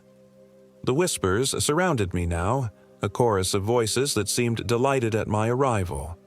With growing horror, I realized I could understand fragments of their speech. Waited so long. The chosen. William Brown. Open the way. How did they know my name? How did they know me? A memory surfaced, my father bringing me to Shawnee Forest as a child. We'd never ventured to the hollows, had we? Yet I recalled his grave expression as he showed me symbols carved into a tree, warning me never to follow them if I saw them again. "Dad protected you," came a voice behind me, "but Dad is gone now." I whirled around, flashlight beam cutting through darkness to illuminate Diane, the park ranger. She stood just as I remembered her, sun-freckled and young, except for her eyes. Her eyes were solid black, reflecting my light like pools of oil. "You're not, Diane," I whispered. She smiled, teeth too sharp, too numerous. "I wear her well enough to fool you, just as I wore the shape of your father's doctor 16 years ago, just as I whispered to your mother until she drove her car off Blackhand Ridge." My blood turned to ice. "What are you talking about?" "Your family line has always been special to us, William. Your ancestors made a covenant with the Hollows centuries ago, protection and prosperity in exchange for a sacrifice every third generation." Her smile widened impossibly. "Your grandfather fulfilled his duty. Your father refused, ran away, hid you from us? We found him eventually. The cancer that took my father in 6 short months. The doctor's puzzled expression when treatments that should have worked failed inexplicably. "You're lying," I said, though deep down, I knew she wasn't. "The symbols call to your blood. It's why you found us despite your father's precautions. It's why you'll open the book and complete what your father denied us." I glanced at the book on the altar. "And if I refuse? Then we continue to feed on your line. Your sister in Cleveland with her newborn twins. Your cousin in Toledo. We are patient. William. We have existed in these hills since before your kind built cities. We will take what we are owed. My sister Jessica. The twins she just had 3 months ago." A surge of protective rage coursed through me. "What does the book do?" I demanded. Not Diane gestured gracefully. "It binds one soul to the Hollows, a guardian to watch the door between worlds so the rest of your bloodline can live unbothered for another 3 generations. You're asking me to die. I'm asking you to transform, to become more. The alternative is watching everyone you love wither away, one by one, while knowing you could have saved them." I stared at the book, my thoughts racing. If what this thing said was true, my father had chosen to fight and lost everything. His life, my mother's, and now this thing threatened my sister and her children. "I need to think," I said. Not Diane's smile faltered slightly. "Dawn approaches, William. With the light comes choice. Choose too slowly, and the choice is made for you." She stepped backward into shadow and vanished. Alone in the bone chamber, I sank to my knees. The whispers continued around me, almost sympathetic now. I thought of my life in Cincinnati. Meaningless reports, empty apartment, weekend drinks with colleagues I barely knew. I thought of Jessica and her husband, Mike, of tiny fingers wrapping around mine when I'd held the twins for the first time. I approached the altar. The book seemed to pulse with its own heartbeat. Up close, I could see that what I'd taken for leather was something else entirely. Skin, human skin, preserved and stretched over the binding. The familiar symbols adorning it matched the pattern of stones that had been placed around my tent. I opened it. Pages filled with handwritten text greeted me. The script, unlike any language I'd seen before. Yet, somehow, I could read it, the knowledge flowing into my mind unbidden. The book detailed the pact made by Elias Brown in 1797, when he'd stumbled upon the Hollows while surveying land for a settlement. It documented each sacrifice through the generations, willing or forced. I saw my grandfather's name, followed by my father's, the latter crossed out violently. The final pages contained the ritual, Simple, really. A blade drawn across palm, blood on specific symbols, words that my tongue somehow knew how to pronounce. As promised, dawn approached. I could feel it in the air, a lightening of the oppressive darkness. Soon, I would need to choose. Complete the ritual or leave the cave to face whatever torment these entities would visit upon my family. I drew my father's hunting knife from my belt, the blade glinting in my flashlight beam. Had he known when he'd given it to me? Had some part of him sensed this moment would come? The whispers grew urgent as I held the blade above my palm. I thought of my father's face twisted in pain during those final days. I thought of the police report describing my mother's car found crushed at the bottom of a ravine. No explanation for why she'd swerved off a road she'd driven hundreds of times, and I made my choice. With a swift motion, I sliced not my palm but across the book itself, the blade cutting deep into the bound skin. A sound like 1,000 screams erupted around me as black ichor oozed from the cut pages. The whispers turned to howls of rage. "No!" Not Diane appeared from the shadows, her form flickering between the ranger's appearance and something tall, gaunt, and pale. "What have you done?" "Breaking the cycle," I snarled, continuing to slash at the book. Each cut sent tremors through the cave, dust and small rocks raining from above. My father tried to run. I'm finishing what he started. The entity lunged for me, its form now fully revealed, a skeletal creature with stretched skin and too many joints in its limbs. I ducked aside, drawing the blade across its reaching arm. It shrieked as its flesh sizzled at the touch of the metal. My father's knife. The knife he'd insisted contained a special alloy, passed through generations of browns. He'd known. He'd prepared me without ever telling me why. The cave shuddered violently now, larger rocks crashing down around us. The bone patterns on the floor shifted and scattered as the ground trembled. Cracks appeared in the walls, widening with each second. The creature circled me, rage contorting its features. "The pact cannot be broken," it hissed. "Your line is bound to us." "Then come for me," I challenged, brandishing the knife. "But you'll never touch my sister or her children." It hesitated, eyeing the blade. The cave continued to collapse around us, the ancient chamber unable to withstand the breaking of magic that had sustained it for centuries. In that moment of hesitation, I lunged forward, driving the knife deep into the center of the desecrated book. A blinding light erupted from the pages, throwing me backward against the cave wall. The last thing I saw before consciousness fled was the creature's form disintegrating into the light, its scream fading into the rumble of collapsing stone. I awoke to sunlight on my face and the concerned expressions of search and rescue personnel. According to them, I'd been missing for 3 days. They'd found me unconscious at the base of a collapsed hillside, half buried in dirt and rock, clutching my father's knife so tightly they'd had to pry my fingers open. My tent and supplies were never recovered. Neither was the book, nor any evidence of the bone chamber.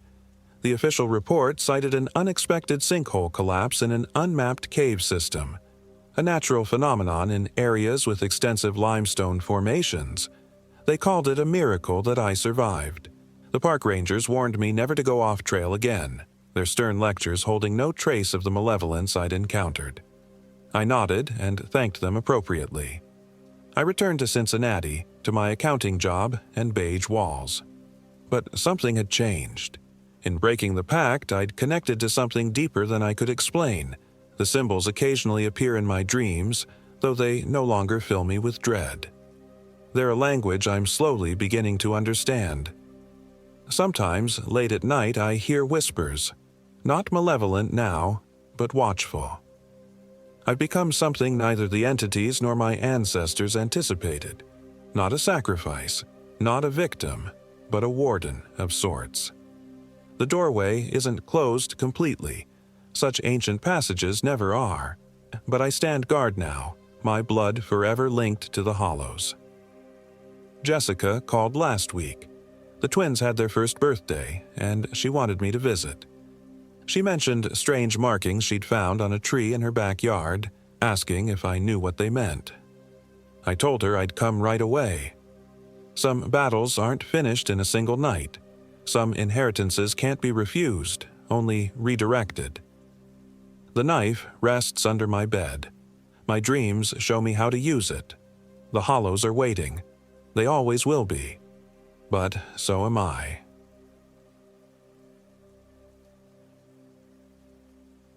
My name is James Anderson, and I am 32 years old.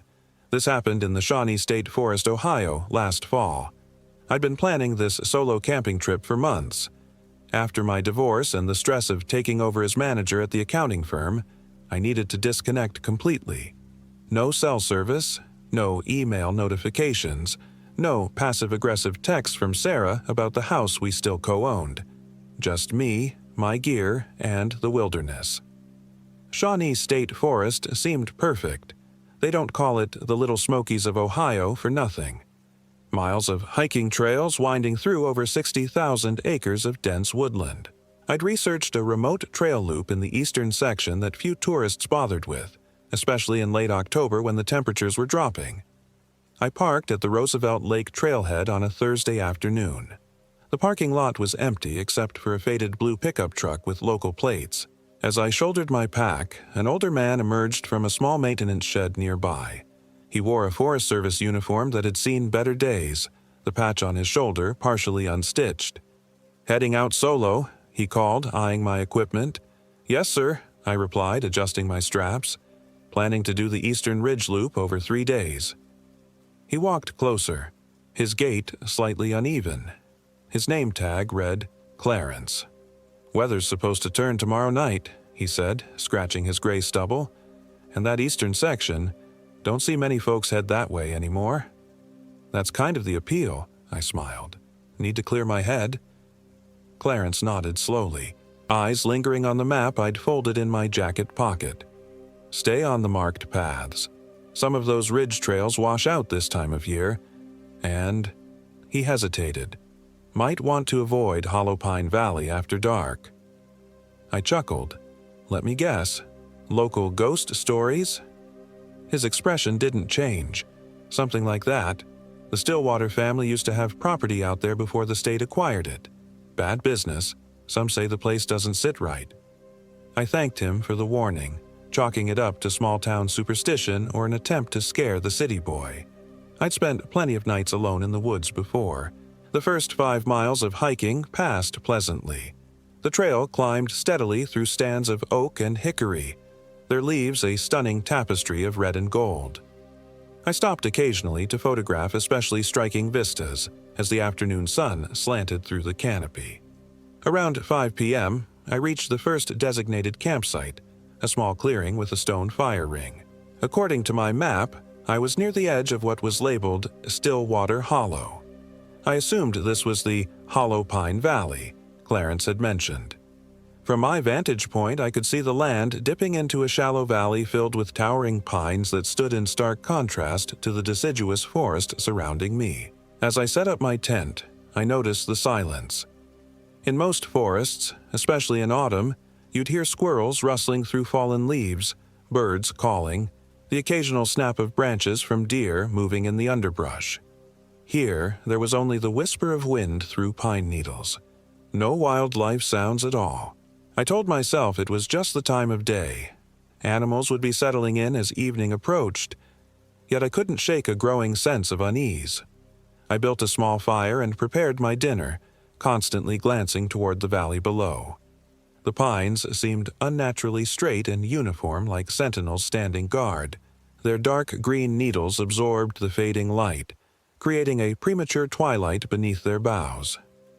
After eating, I decided to walk a short distance down the trail that descended into the valley. Just a quick exploration before nightfall.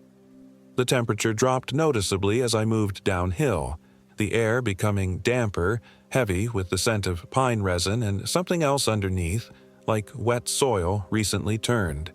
The trail grew narrower, less maintained. Pine needles cushioned my steps, muffling any sound.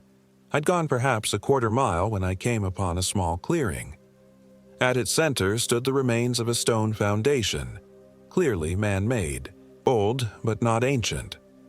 The rectangle of stacked stones suggested a modest cabin or outbuilding, now long gone. Scattered around were rusted metal artifacts, the curved teeth of what might have been a saw blade, a broken axe head, the twisted remains of a bed frame. I knelt to examine a metal object half buried in the needles, a locket, its surface corroded but still intact. When I pried it open, I found a small, faded photograph of a young woman, her expression serious, eyes seemingly fixed directly on mine. A sudden crack from deeper in the pines made me nearly drop the locket. I rose quickly, peering into the gathering darkness. The sound didn't repeat, but I had the distinct sensation of being watched. The remaining daylight was fading rapidly, so I pocketed the locket, intending to place it back tomorrow, and hurried back up the trail to my campsite. That night, I struggled to sleep. The fire died down to embers, and the darkness pressed in from all sides. The wind had picked up, causing the pines below to sway and creak. I could have sworn their movement formed patterns like figures slowly turning to watch my tent. Around 2 a.m., I heard what sounded like footsteps circling my campsite, a steady, unhurried pace that completed 3 full circuits before stopping directly in front of my tent flap. I lay frozen in my sleeping bag, scarcely breathing. My headlamp was within reach, but something primitive in my brain warned against making any movement. After what seemed like an eternity, I heard the footsteps retreat, moving down toward the valley of pines. Morning brought fog and a light drizzle. The map showed the trail continuing along the ridge before looping back, deliberately skirting the valley rather than cutting through it. I decided to follow this designated route, despite my curiosity about the old foundation I'd found. Something about Clarence's warning and the unsettling night had made me more cautious. As I hiked, I occasionally paused to check my GPS. The second time I did this, I noticed something odd. According to the device, I was moving in the opposite direction from what the map indicated. I stopped, recalibrated, and tried again. The GPS seemed to spin wildly before settling on a location that couldn't possibly be correct. It showed me in the center of the valley, when I was clearly still on the ridge trail. I put the device away, deciding to rely on the physical map and trail markers instead. But soon I noticed another problem. The markers seemed to be leading me downhill, toward the valley, rather than continuing along the ridge as the map showed. I paused at a fork where a blue blaze pointed down a steep path into the pines, while my map clearly showed the trail continuing straight ahead. After a moment's hesitation, I chose to follow the map rather than the marker. 20 minutes later, I was struggling through increasingly dense underbrush with no discernible trail. Somehow, I'd lost the path completely. I backtracked to the fork, where the blue blaze still directed me downward into the valley. The fog had thickened, reducing visibility to 30 feet at most. The smart move would be to return to my previous campsite and start fresh tomorrow. But, looking back the way I'd come, I could no longer make out the trail I'd followed. Somehow, in the fog and confusion, I'd become completely turned around. With reluctance, I followed the blue blaze downward. The trail here was surprisingly well maintained, almost too perfect. No fallen branches or overgrowth, just a smooth corridor descending between the towering pines. Their trunks were unnaturally straight, with few lower branches, creating the impression of walking through a cathedral with living columns stretching upward into the mist. The silence was absolute. No dripping water, no rustling leaves, not even the sound of my own footsteps seemed to carry. It was as if the forest was holding its breath.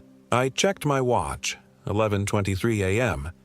I'd been hiking for over 3 hours, yet the light hadn't changed. The fog created a uniform gray glow that made time feel suspended. The trail leveled out at the valley floor. Here the pines grew even closer together, their canopy blocking what little light penetrated the fog. I switched on my headlamp despite it being midday. Its beam seemed unnaturally bright in the gloom, reflecting off the dense fog and creating more shadows than illumination. I came upon another stone foundation, larger than the one I'd seen yesterday. This one had the distinct layout of a house. I could make out what would have been separate rooms, a hearth, and steps leading to where a front door might have stood. Around it were more scattered remains, broken dishes, a rusted stove, glass bottles turned purple with age. My headlamp caught something carved into one of the foundation stones, a name and date. E. Stillwater, 1891-1924. Below it, almost worn away, were the words, "Returned to the forest." A fluttering movement drew my attention to a nearby pine. A piece of faded blue fabric was nailed to the trunk at about eye level. As I approached, I saw it was a child's dress, weathered and decayed but still recognizable. Beneath it, carved crudely into the bark, was another name. Mary Stillwater, 1918-1924. My skin prickled. I turned slowly in a complete circle, examining the nearest trees. On 5 of them, I found similar markers: scraps of clothing, a doll's head, a leather shoe, each nailed to a trunk with a name and date carved below. All shared the same death year, 1924. I fumbled for the locket in my pocket, suddenly making the connection. The woman in the photograph, was she E. Stillwater, the mother of these children? What had happened to this family? A sound broke through my thoughts, a soft, rhythmic humming.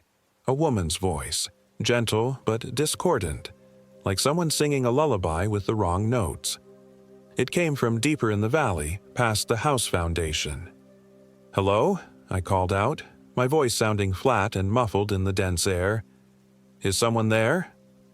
The humming stopped abruptly. A moment of silence, then, "Have you brought them back to me?" The voice was closer now. Though I couldn't see anyone through the trees and fog, it had an odd quality, both hopeful and accusing, young yet ancient. "I don't know what you mean," I replied, already backing away from the foundation. "I'm just a hiker. I'm lost." A soft laugh like dry leaves rustling. "Everyone's lost who comes to Hollow Pines. The forest calls to those who need to be cleansed. Are you unclean, James?" My name. She'd used my name. "How do you know my name?" I demanded, trying to keep my voice steady. "The forest knows. The pines remember." The voice seemed to come from multiple directions now. Your anger, your resentment towards Sarah, the dark thoughts when you lie awake at night. The forest feels them. I began walking rapidly back the way I'd come, my headlamp beam bouncing wildly ahead of me. "Stay away from me," I called over my shoulder, no longer caring how my voice sounded. "You can't leave," the voice replied, calm and certain. "None of us can. Not until we're cleansed." I broke into a run, feet pounding on the needle-covered path. The fog swirled around me, thickening until I could barely see 10 feet ahead. I ran blindly, my only goal to put distance between myself and that voice. After several minutes of desperate flight, I stopped, gasping for breath. The fog had become so dense I couldn't tell which direction I was facing. The pines loomed on all sides, identical and disorienting. I turned slowly, trying to identify the path I'd been following, but it had vanished. I checked my watch again. 11:23 a.m., exactly the same time as before. I blinked, tapping the watch face, sure it must have stopped. But the second hand was moving smoothly around the dial. Somehow, despite running for what felt like at least 10 minutes, no time had passed. "It doesn't work that way here," came the voice now directly behind me. I spun around and saw her for the first time. She stood perhaps 15 feet away. A woman in a long, dark dress that might once have been blue. Her hair was pulled back severely from a pale face dominated by large, unnaturally dark eyes. She looked to be in her 30s, though it was hard to be certain in the strange light. "Elizabeth Stillwater?" I guessed, my mouth dry. She tilted her head slightly. "You found my locket." It wasn't a question. Instinctively, my hand went to my pocket where the metal locket pressed against my thigh. "I'm sorry. I was going to put it back." Her expression didn't change. "They took my children, all 5 of them, said they were unnatural, said I'd taught them forest ways that went against God." Her voice remained eerily calm, but her eyes flashed with something ancient and furious. "The men from town came with their torches and righteousness. They burned my home with my children inside while they made me watch." I took a step backward. "I'm sorry for what happened to you." "Are you?" she asked, her head tilting the other way, like a curious bird. "Or are you just afraid? The forest knows the difference, James." "What do you want from me?" I asked, still retreating slowly. "I want what was taken. Life for life. The forest demands balance." She extended one pale hand. "Give me the locket, James. Acknowledge your trespass." With shaking fingers, I pulled out the locket and held it toward her. "Take it. I should never have touched it." "Come closer," she instructed, her hand still outstretched. "You must place it in my palm." Every instinct screamed against approaching her, but I saw no alternative. I took 3 reluctant steps forward and quickly dropped the locket into her waiting hand. Her fingers closed around it, then around my wrist in the same motion. Her touch was ice-cold and unnaturally strong. "You think returning a trinket absolves you?" she whispered, her face now inches from mine. "The forest requires more.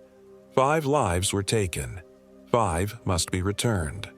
I struggled to pull away, but her grip was unyielding. "I haven't taken any lives," I gasped. "No?" Her dark eyes bored into mine. "But you've wished for death, haven't you? For the man Sarah left you for the co-worker who got the promotion you deserved, even for Sarah herself, in your darkest moments." Images flashed through my mind, intrusive thoughts I'd had during sleepless nights, violent fantasies I'd never acted on but had nonetheless entertained. How could she know these things? "Thoughts aren't actions," I protested. "I would never hurt anyone." "Perhaps," she conceded, her grip loosening slightly. "Perhaps you are merely unwell, not truly unclean. The forest will decide." She released my wrist and stepped back. "Follow the markers. If the forest judges you worthy, you'll find your way out by nightfall. If not..." She glanced at the surrounding pines. "You'll join my children, becoming one with the trees that stand watch over this valley."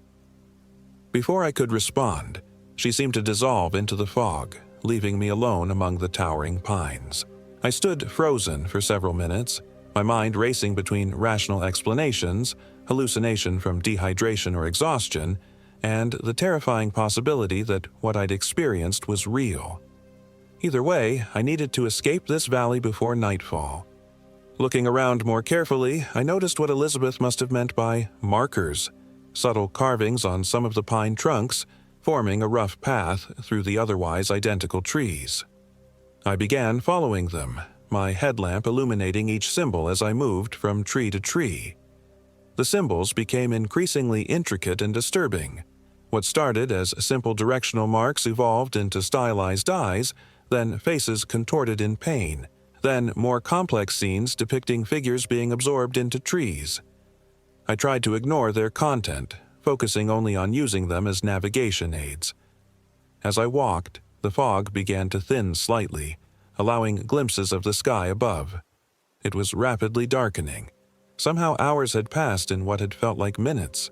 My watch now read 5:47 p.m., though I could have sworn only 30 minutes had elapsed since my encounter with Elizabeth.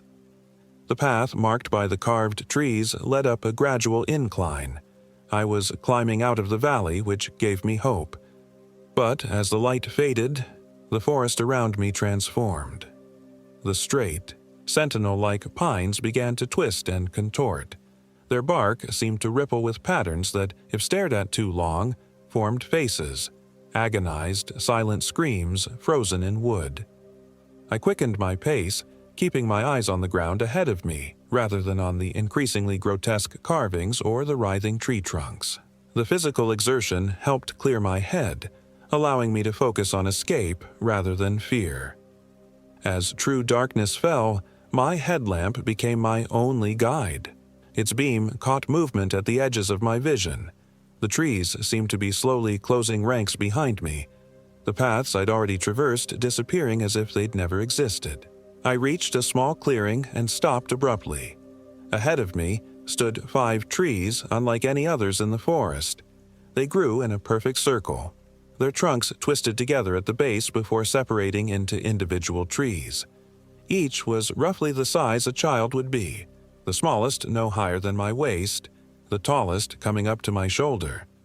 Tied to each trunk was a scrap of fabric, the same markers I'd seen earlier. In the beam of my headlamp, I could make out the carved names beneath each: Mary, Thomas, Joseph, Eliza, and Samuel Stillwater. These weren't trees. They were the children, transformed, trapped, neither living nor dead, but something in between. As this realization dawned, I heard soft footsteps behind me. I didn't need to turn to know Elizabeth Stillwater had returned. "You see them now," she said softly. "My children." The forest preserved them in its own way. I kept my eyes on the twisted trees. "They're suffering," I whispered, seeing how the bark formed expressions of perpetual anguish. "Yes," Elizabeth agreed, "because they are incomplete. The balance remains disturbed." "What does that mean?" I asked, though part of me already knew. 5 lives were taken. 5 must be returned. She moved to stand beside me. "The men who killed my children are long dead, but their debt remains unpaid. The forest has been waiting for someone to restore the balance." "And you think that's me?" I turned to look at her. In the darkness, her eyes reflected my headlamp's beam like an animal's. "I had nothing to do with what happened to your family." "No," she conceded, "but you carry your own debts, James, your own imbalances. The forest called to you specifically." She gestured to the twisted child trees. "They need to be set free, one soul to replace each of theirs. It doesn't have to be you. You could bring others. Many hikers pass this way each year." The implication horrified me. "You want me to lure people here to die?" "To restore balance," she corrected. 5 lives. Then my children can rest, and the forest will be clean again." "And if I refuse?" Her expression didn't change. "Then you become the first repayment. 4 more would still be needed." I looked back at the twisted trees, seeing more clearly now how the bark formed small faces, arms reaching outward as if pleading for release. I thought of the 5 artifacts I'd seen nailed to trees throughout the valley: the dress, the doll's head, the shoe, personal items that tethered the children's spirits to this terrible half-existence. An idea formed. "What if there's another way?" I asked slowly. "What if we break the connection binding them here?" Elizabeth's eyes narrowed. "What do you mean?" "These items, the dress, the doll, the other things you've preserved, they're keeping your children trapped, aren't they? Keeping them from truly passing on?" Her expression wavered for the first time. "They're all I have left." "But they're suffering," I pressed. "I can see it in their faces." I gestured to the twisted trees. "Wouldn't it be better to let them go? To release them?" Elizabeth was silent for a long moment. When she spoke again, her voice had lost some of its otherworldly quality. "The men who killed them were never punished." "And keeping your children trapped in suffering punishes those men how?" I asked, taking a calculated risk with my directness. "They're long dead, as you said. The only ones still suffering are your children." She flinched as if I'd struck her. For a brief moment, her form seemed to flicker. The composed, severe woman replaced by a charred, broken figure with wild eyes and blackened hands. Then she solidified again. "What would you have me do?" she whispered. "Remove the artifacts. Release your children from their half-life. Let them, and yourself, finally rest." Elizabeth looked at the 5 twisted trees, her expression softening into something resembling genuine grief. "I've kept them here so long." "Out of love," I said gently. "But sometimes love means letting go." She moved toward the smallest tree, touching the scrap of fabric tied to its trunk. My Samuel. He was only 4. Her fingers traced the carved name. I can still hear him calling for me as the smoke filled the house. I remained silent, afraid any interruption might break this moment of humanity in her spectral presence. One by one, Elizabeth moved to each tree, touching the artifacts that bound her children to this half-existence. At each one, she murmured softly, memories, apologies, final words of love. As she removed the last item, a small wooden toy from the tallest tree, something changed in the forest around us. The oppressive atmosphere lifted slightly. The fog thinned further, revealing a sky filled with stars. The twisted trees seemed to straighten, their bark smoothing, the tortured faces fading. "What happens now?" I asked quietly. Elizabeth stood with the 5 artifacts clutched to her chest. "Now we wait for dawn. If you've spoken truly, if this releases them, then you'll be free to leave. If not—" She didn't finish the thought. We remained in the clearing as the hours passed in silence. Elizabeth never moved, her eyes fixed on the 5 trees. Occasionally, I thought I heard children's voices on the wind, laughter, calls, fragments of songs, but they were fleeting, possibly imagined.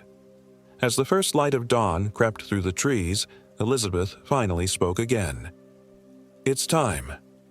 She arranged the 5 artifacts in a circle on the ground between the trees. Then she stepped back and began to sing, a lullaby so old and strange it made my skin prickle. As she sang, the items began to smoke, then smolder, though no flame was visible. The smoke rose in 5 distinct columns, twisting around each of the trees. For a moment, just a moment, I saw them not as trees but as children, 5 small figures holding hands in a circle. They looked toward Elizabeth, their expressions peaceful, and then toward me. The smallest, a boy I somehow knew was Samuel, separated from the others and approached me. Though he made no sound, I heard his voice clearly in my mind. "Tell others what happened here, not as a ghost story, but as a warning. Hatred destroys everyone it touches." Then he rejoined his siblings and all 5 faded like morning mist, leaving only normal trees behind. Elizabeth, too, was changing, her severe expression softening, her form becoming more transparent with each passing moment. "The balance shifts," she said, her voice now distant. "Not through more death, but through release. Remember what you've seen, James Anderson." And then she was gone. The forest around me was just a forest, ancient and primeval, but natural. The fog had lifted completely, revealing a clear trail leading upward out of the valley. Above, I could see the ridge where I'd camped that first night, now seemingly a lifetime ago. I made my way up to the ridge, half expecting to encounter some final obstacle or illusion. But the trail remained solid beneath my feet, and within an hour, I found myself back at my original campsite. My tent stood undisturbed, as if no time had passed, though my watch now showed it was 7:30 a.m. on Saturday, almost 2 full days since I'd first descended into the valley. I packed up quickly, any desire for a peaceful camping trip long forgotten. All I wanted now was to return to civilization, to streets and buildings and other people. As I hiked back toward the trailhead, I tried to process what had happened. Had any of it been real? Was it an elaborate hallucination brought on by isolation and the power of suggestion after Clarence's warning? But the locket was gone from my pocket. And when I reached a stream crossing and caught my reflection in the still water, I saw a streak of white in my hair that hadn't been there before. When I finally reached the parking lot, Clarence was sweeping leaves from the path leading to the maintenance shed. He looked up as I approached, his expression changing when he saw my face. "You went down into the valley," he said, not a question. I nodded, unable to find words. "You're the first to come back in a long while," he said, leaning on his broom. "Did you see her? Elizabeth?" "You know about her?" I asked, my voice hoarse from disuse. Clarence nodded slowly. My grandfather was one of the men who set the fire, grew up with the guilt of it, passed the story down as a warning. He studied my face. What happened down there? I hesitated, then told him everything. The foundation, the artifacts, the child trees, and finally their release. As I spoke, tears began rolling down the old man's weathered cheeks. Grandfather always said there were 5 of them, those children, he whispered, said he could hear them crying in his dreams till the day he died. He reached out and touched the streak of white in my hair. The forest marked you. You're part of the story now. Is it over? I asked. Are they truly free? Clarence considered this, looking toward the distant ridge where the Valley of Pines was just visible. I think you did what no one else could, or would. You listened to their story. You offered compassion instead of fear. He looked back at me. But places like that, they hold memories. The trees remember. That was 3 months ago. I've tried to resume my normal life, but I'm changed in ways I'm still discovering. I find myself defending Sarah in conversations where friends expect me to be bitter. I've declined the promotion at work so I can reduce my hours and volunteer at a children's shelter. Small shifts in perspective that somehow feel connected to what happened in those woods. Sometimes I dream of 5 children playing in a sunlit forest, their laughter pure and unfettered. Sometimes I see Elizabeth watching over them, her face peaceful now. And sometimes when the wind blows just right through the trees behind my apartment building, I swear I can hear Samuel's voice. Remember what happened here. Tell others. So I am telling you, not as a ghost story, but as a truth about hatred and love, punishment and release. About how the past can trap us all, the victims and the perpetrators alike, unless we find the courage to let go. If you ever hike in Shawnee State Forest, stick to the marked trails. And if you find yourself near Hollow Pine Valley, listen carefully. The forest there is healing, but some wounds take centuries to mend, and the trees remember.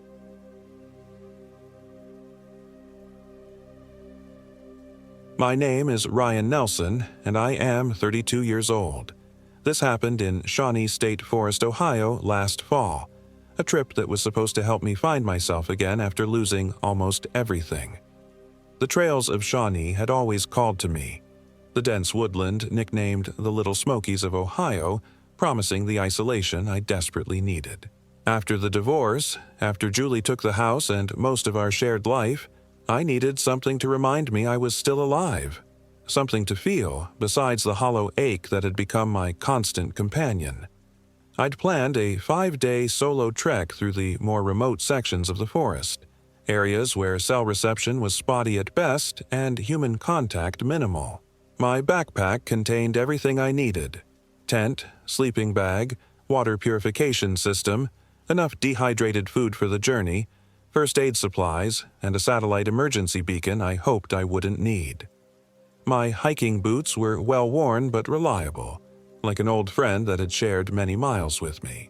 The first day went exactly as planned. I parked at the trailhead near Turkey Creek Lake, documented my route with the park ranger, and set off on the North Country Trail. The October air carried a crisp bite, but the sun filtering through the canopy of red and gold leaves kept me comfortably warm as I hiked. The forest was alive with the sounds of birds and the occasional scurrying of small animals in the underbrush. By late afternoon, I'd covered about 12 miles and found a perfect clearing to set up camp. That first night was peaceful. I built a small fire, cooked a simple meal, and watched the stars emerge one by one in the darkening sky above the trees. The solitude felt cleansing rather than lonely. For the first time in months, I slept without dreaming of Julie's face when she told me she'd found someone else. The second day began with a light mist rising from the forest floor. I broke camp early, eager to reach Copperhead Fire Tower by midday. The hiking was more strenuous here, with steep ridges that made my calves burn pleasantly. Around noon, I passed another hiker, an older man with a gray beard and weathered face who nodded as we passed but said nothing. I remember thinking how perfect that interaction was, acknowledgement without intrusion. I reached the fire tower by early afternoon. The metal structure rose above the treetops, offering a panoramic view of the rolling, forested hills extending in every direction. From this height, Shawnee seemed endless, a vast ocean of trees stretching toward the horizon. I lingered longer than planned, mesmerized by the vastness and the way the sunlight played across the landscape. That was my mistake. I started back on the trail too late, and darkness fell faster than I anticipated. The forest changed as night descended, transformed from welcoming to watchful. I had a good headlamp and decided to push on to the next designated camping area rather than set up in an uncleared space. The first odd thing I noticed was the silence. Forests are never truly quiet, especially in early evening when nocturnal creatures begin to stir. But around me, the woods had gone completely still. No rustling leaves, no distant calls of owls, nothing but the sound of my own breathing and footsteps on the path. I attributed it to the dropping temperature, maybe an approaching storm, but checked my map more frequently, increasingly anxious to reach the campsite. The beam of my headlamp seemed to penetrate less deeply into the darkness than it should have, as though the night around me had somehow thickened. When I finally reached the campsite, a small clearing with a stone fire ring, the relief I felt was immense. I quickly set up my tent, gathered wood for a fire, and tried to shake off the unease that had followed me through the darkened trail. The fire refused to catch properly. Despite using dry kindling and my emergency fire starter, the flames remained small and gave off oddly little heat and light. They also burned with a strange bluish tinge around the edges that I'd never seen before. I told myself it was some mineral in the wood, but it added to my growing sense that something wasn't right. I ate a cold dinner and retreated to my tent earlier than usual. Inside the familiar confines of the nylon walls, I felt marginally safer, though from what, I couldn't say. I zipped my sleeping bag up to my chin and tried to focus on the practical. I was halfway through my planned route. The weather forecast had been good, and I had all the supplies I needed. Sleep came reluctantly and didn't stay long. I woke sometime in the deepest part of the night to a sound I couldn't immediately identify. A soft, rhythmic noise just outside my tent. Still groggy, I thought it might be an animal investigating my campsite. I fumbled for my flashlight and called out a sharp, "Hey!" to scare off whatever it was. The sound stopped instantly. Then, after a pause that stretched my nerves to breaking, it resumed. Closer now. It wasn't an animal. It was footsteps, slow and deliberate, circling my tent. I sat frozen, my heart hammering against my ribs as the steps completed one circuit, then began another. Whoever, or whatever, was out there was in no hurry. "Who's there?" I called, trying to sound authoritative rather than terrified. The footsteps stopped again, this time directly in front of my tent door. I held my breath, my flashlight clutched so tightly my knuckles ached. Nothing happened for several long moments. Then the zipper of my tent door began to move, slowly rising from the bottom. I lunged forward and grabbed it, holding it closed. "What do you want?" I shouted, panic shredding any pretense of courage. A voice answered, soft, barely above a whisper, but unnaturally clear, as though spoken directly into my ear. "Ryan," it said. Nothing more, just my name, but spoken with a familiarity that sent ice through my veins. It wasn't Julie's voice, wasn't anyone's voice I recognized, and yet it seemed to know me. I kept the zipper clutched in my white-knuckled grip as minutes passed in silence. Eventually, I heard the footsteps again, retreating now, growing fainter until they disappeared into the night sounds that had mysteriously returned to the forest. I didn't sleep again. I sat awake, flashlight in one hand, my hunting knife in the other, until the first pale light of dawn seeped through the tent walls. Only then did I dare to unzip the door and peer outside. The campsite looked exactly as I'd left it the night before.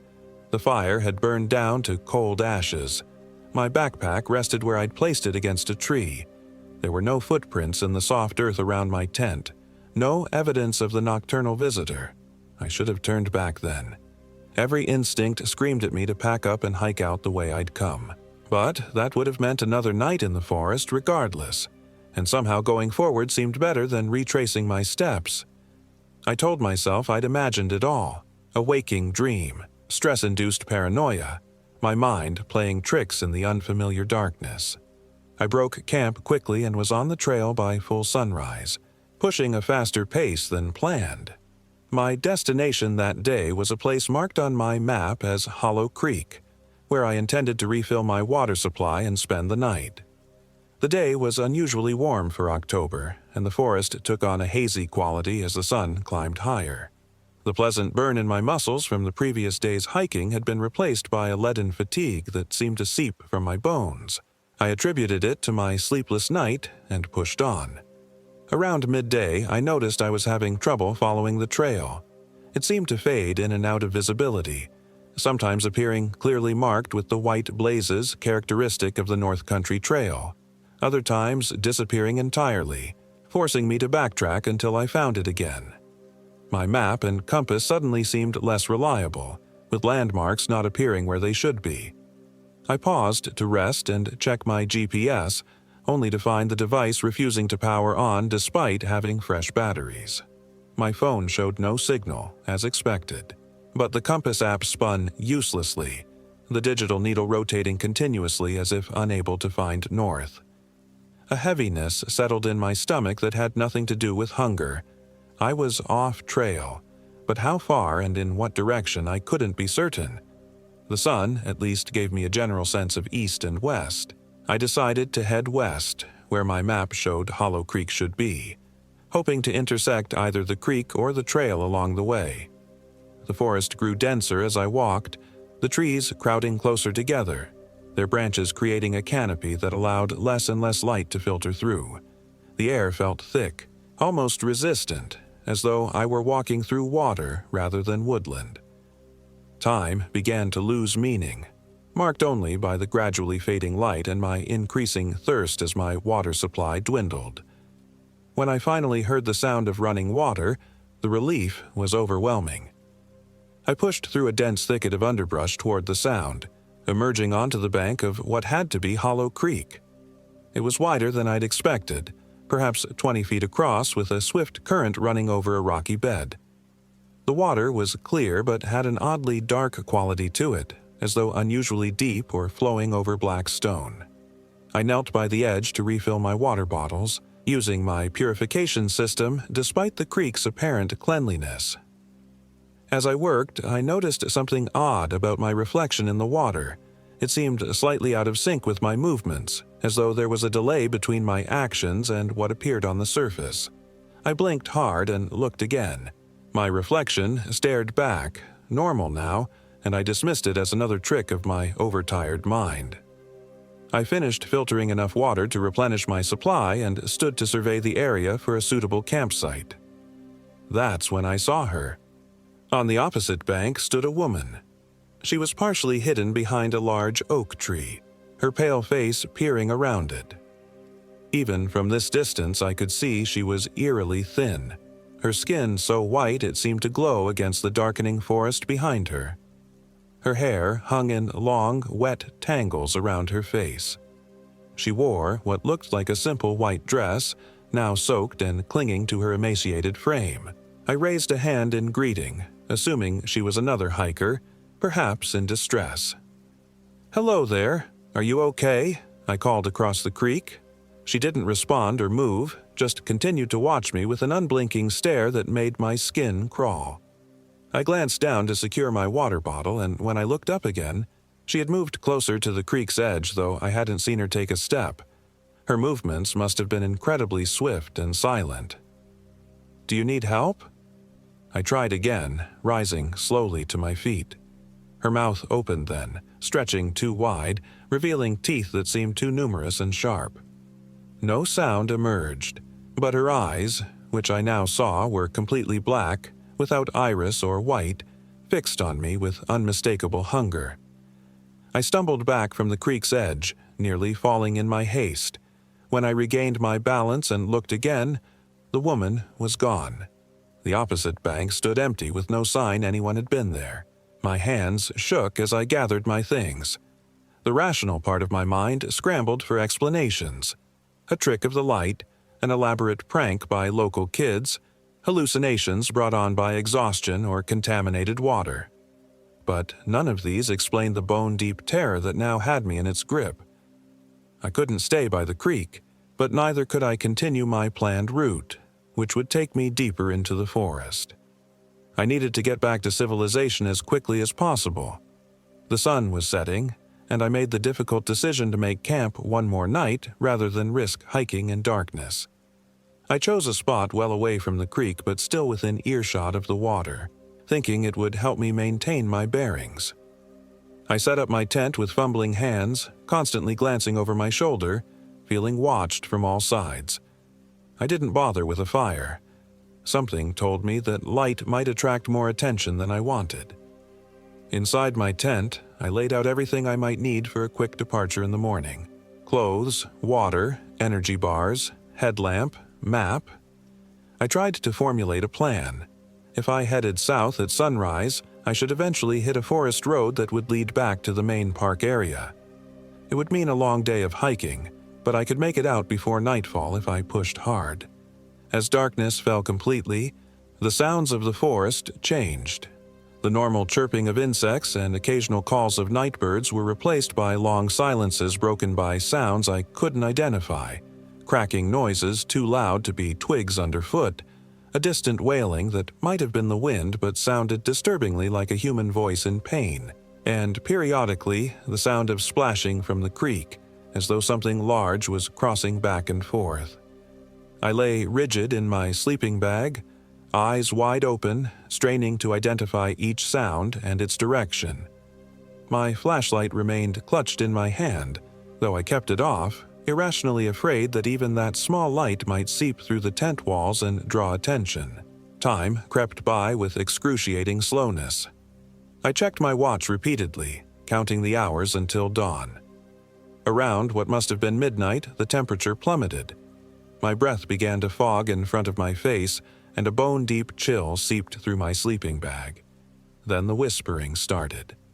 At first, it was so faint I thought I was imagining it. A barely there susurration like leaves rustling. But it grew gradually louder and more distinct until I could make out words, though they were in no language I recognized. The voices, for there were several, male and female, old and young, seemed to come from all around my tent, sometimes receding to near inaudibility, other times swelling until they seemed to be right beside my head. I covered my ears, but it made no difference. The whispering continued, now interspersed with my name. Ryan. Ryan. Spoken in that same, unnaturally intimate way I'd heard the night before. My nerve broke.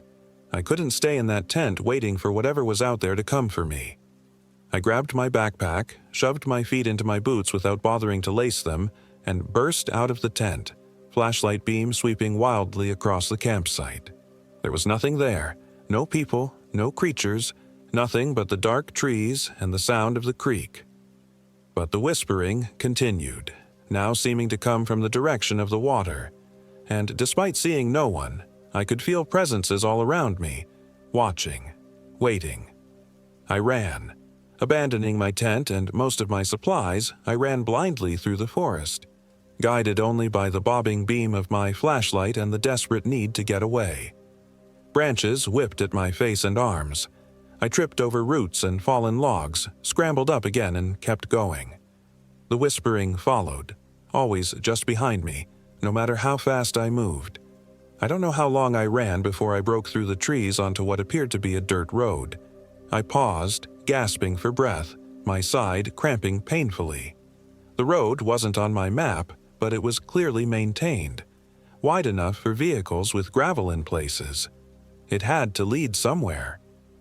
I turned left arbitrarily and began to walk, moving as quickly as my burning legs and lungs would allow. The night was moonless, and my flashlight beam seemed the only light in a world of absolute darkness.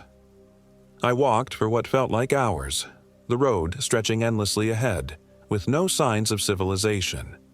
Exhaustion began to overtake fear. My steps slowed, and I found myself struggling to keep my eyes open. Just as I was considering stopping to rest, I saw a light in the distance, a warm, yellow glow that could only be man-made.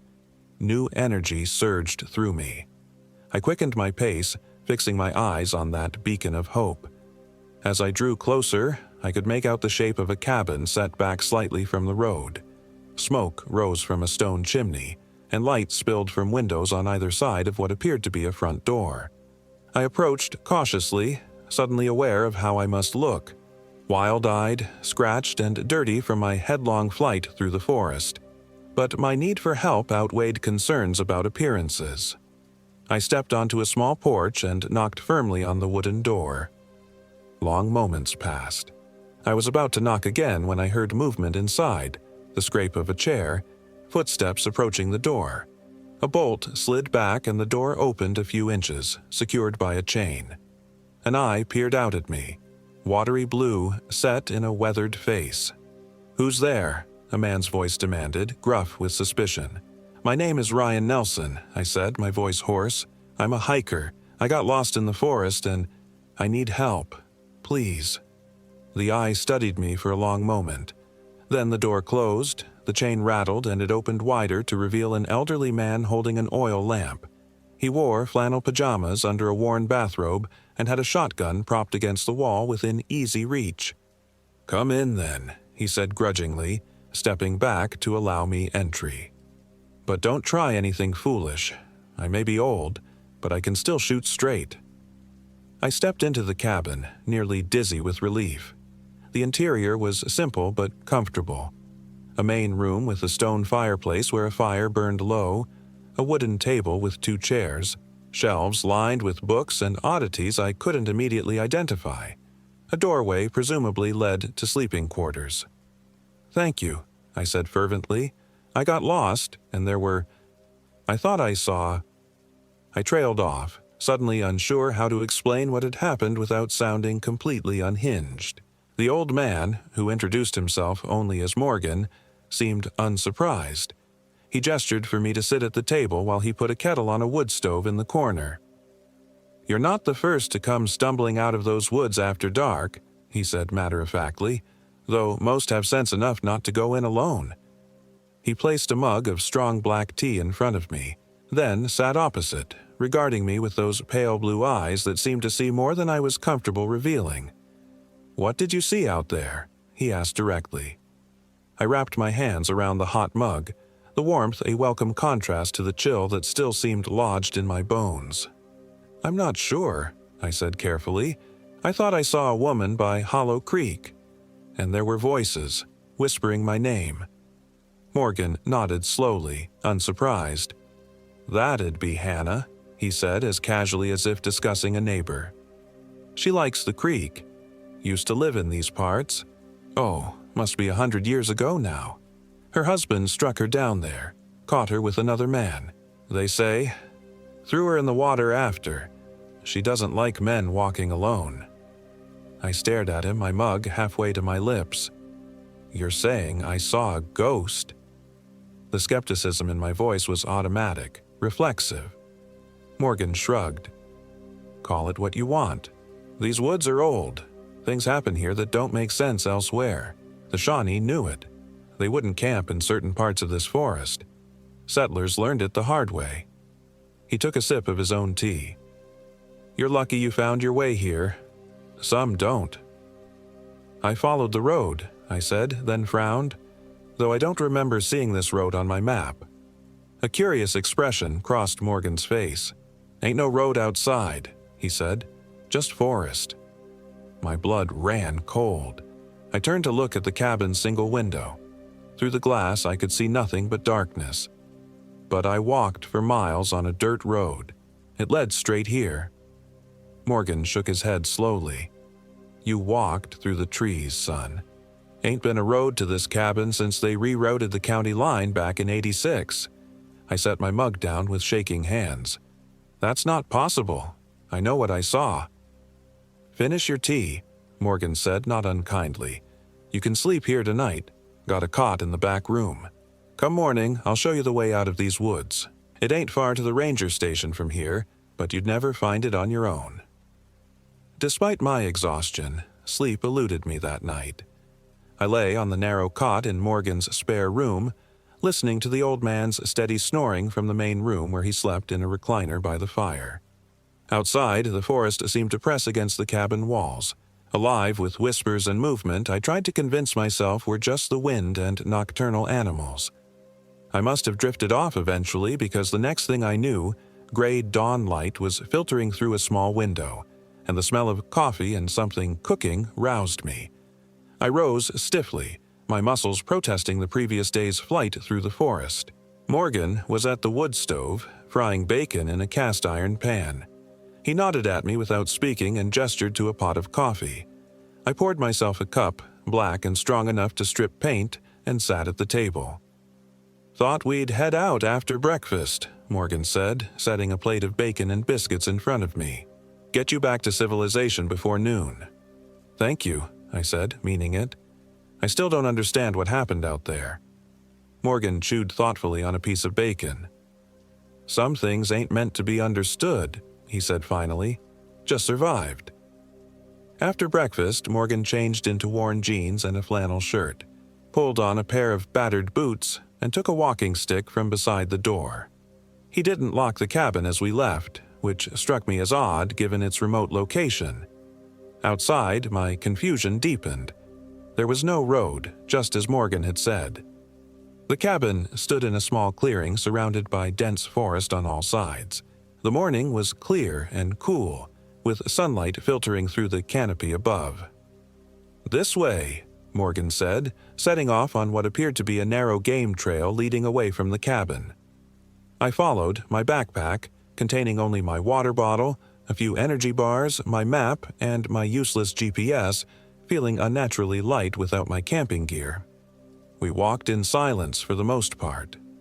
Morgan moved with surprising agility for his age, picking his way over fallen logs and through undergrowth with the confidence of someone who knew every inch of the path. Occasionally, he would pause, survey our surroundings, and make slight adjustments to our course. After about an hour of hiking, the forest began to thin, and I could see patches of blue sky overhead. Soon, we emerged onto a proper trail marked with the familiar white blazes of the North Country Trail. Morgan stopped and pointed to our right. "Ranger station's about 2 miles that way. You'll be able to call for a ride from there." I turned to thank him, but the words died in my throat. Morgan was studying me with those unnerving pale eyes, his expression unreadable. "What did you say your name was, son?" he asked suddenly. "Ryan. Ryan Nelson." His brow furrowed. "You related to a James Nelson? Would have been your grandfather's age, maybe?" I shook my head. "Not that I know of. Nelson's a common name." Morgan nodded slowly. "Just curious. He came through these woods back in '67. Never did find all of him." He said this casually as though discussing the weather. A chill ran down my spine despite the morning warmth. "What do you mean, all of him?" "Just what I said." Morgan turned away, gazing back the way we'd come. "Hannah doesn't like men walking alone in her woods. Sometimes she keeps pieces, souvenirs, like." He looked back at me, his expression somber. "You should keep that in mind if you ever think about coming back." "I won't be coming back," I said with absolute certainty. Morgan smiled slightly, revealing yellowed teeth. "That's what they all say." He turned and began walking back toward the forest depths. Over his shoulder he called, "Be seeing you, Ryan Nelson." I watched until he disappeared among the trees, then turned and walked as quickly as possible toward the ranger station, fighting the irrational urge to run. At the station, I reported being separated from my gear after getting lost. I didn't mention Morgan or Hannah or the whispering voices. The ranger on duty seemed unsurprised by my story, saying hikers lost gear in Shawnee all the time. He let me use the phone to call for a ride and gave me a bottle of water and a granola bar while I waited. It was only as I sat on the station's porch, the midday sun warm on my face, that I realized something that made my hands shake so badly I almost dropped the water bottle.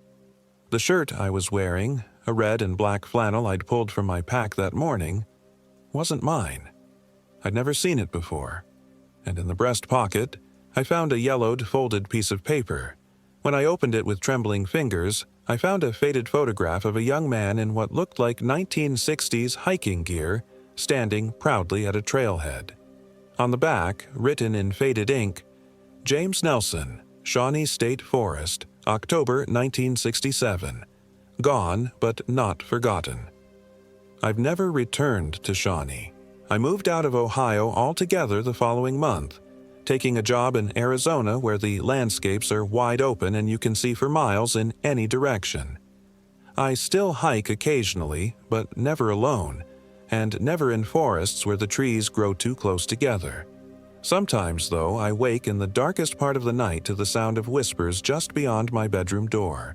And when I look in the mirror, I occasionally catch my reflection moving a fraction of a second too slowly, as though something else is wearing my face and hasn't quite mastered the timing. I think Morgan was right. Hannah kept a piece of me after all. And someday, I fear, she'll want the rest.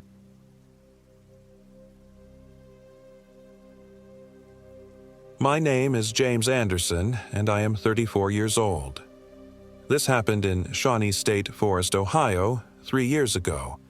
The forest had always called to me. Something about the vast wilderness of Shawnee's Little Smokies felt like home, even though I'd never lived anywhere near southern Ohio. Maybe it was because after Emily left, taking half our belongings and all of my confidence with her, I needed somewhere vast enough to lose myself in. Somewhere the emptiness inside me wouldn't feel so conspicuous. I'd planned this solo hiking trip for months, 7 days traversing the Shawnee Backpack Trail, completely unplugged. My therapist, Dr. Winters, had concerns. Isolation isn't always the answer to heartbreak, James, but I needed this. Needed to prove I could survive on my own, both in the wilderness and in life. The first 2 days were exactly what I'd hoped for. The October air was crisp, carrying the scent of decay that somehow made everything feel more alive. The forest stretched around me in all directions, 65,000 acres of oak, hickory, and pine. I made good time, covering nearly 12 miles each day, my muscles pleasantly sore as I set up camp each evening. On the third day, I reached Picnic Point, an outcropping that offered breathtaking views of the hollow below. The locals called this area Alum Creek, though it wasn't marked on any of my maps. As the sun began to set, I noticed a thin column of smoke rising from somewhere deep in the forest below. It seemed strange. I hadn't encountered another hiker since starting my journey, and according to the ranger I'd spoken with before setting out, this section of the trail saw little traffic, especially in October. Probably just some locals, I muttered to myself as I set up my tent. I couldn't shake the feeling of being watched, though. Every time the wind rustled the leaves, I'd spin around, expecting to find someone standing there. But there was never anyone. The night brought a sudden cold front. I huddled in my sleeping bag, listening to the wind howl through the trees. Sleep came in fits and starts, interrupted by strange sounds that could have been animals or something else entirely. Around 3 a.m., I woke to what sounded distinctly like whistling, a low, meandering tune that drifted through the forest, sometimes closer, sometimes farther away. I sat up, fumbling for my headlamp, but by the time I got it on, the whistling had stopped. Just the wind, I told myself, though I didn't believe it. The wind doesn't whistle melodies. Morning brought no relief. A dense fog had settled over the forest, reducing visibility to mere feet. I contemplated waiting it out, but decided to push on. The trail was well marked, and I had a compass. I'd be fine. 3 hours later, I wasn't so sure. The fog hadn't lifted. If anything, it had grown thicker, taking on an almost yellowish tinge. The trail markers that had been so reliable now seemed to appear at odd intervals, sometimes leading me in contradictory directions. My compass was no help either. The needle spun lazily, refusing to settle on north. By noon, I had to admit I was lost.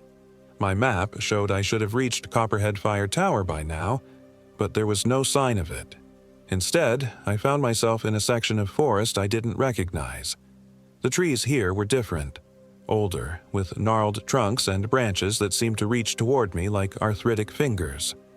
Pine trees dominated this section, their needles carpeting the ground so thickly that my boots made no sound. That's when I noticed the silence. Not just the absence of my footsteps, but a complete void of sound. No birds, no insects, not even the wind. It was as if the forest itself was holding its breath. I stopped, unsettled by the unnatural quiet. That's when I saw it. A crude structure made of branches and animal bones, hanging from a massive pine tree about 20 yards ahead.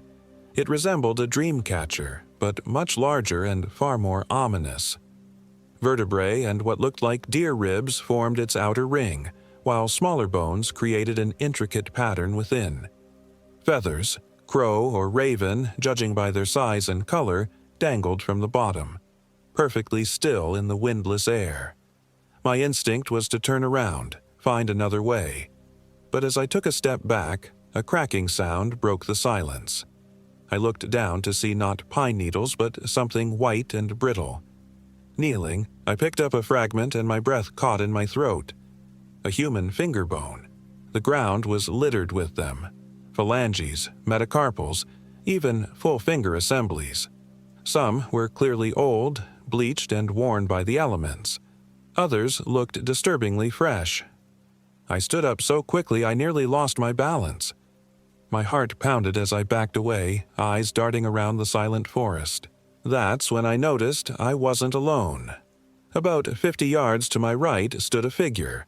The fog made it difficult to see clearly, but it appeared to be a woman, tall and impossibly thin, with long gray hair that hung down past her waist.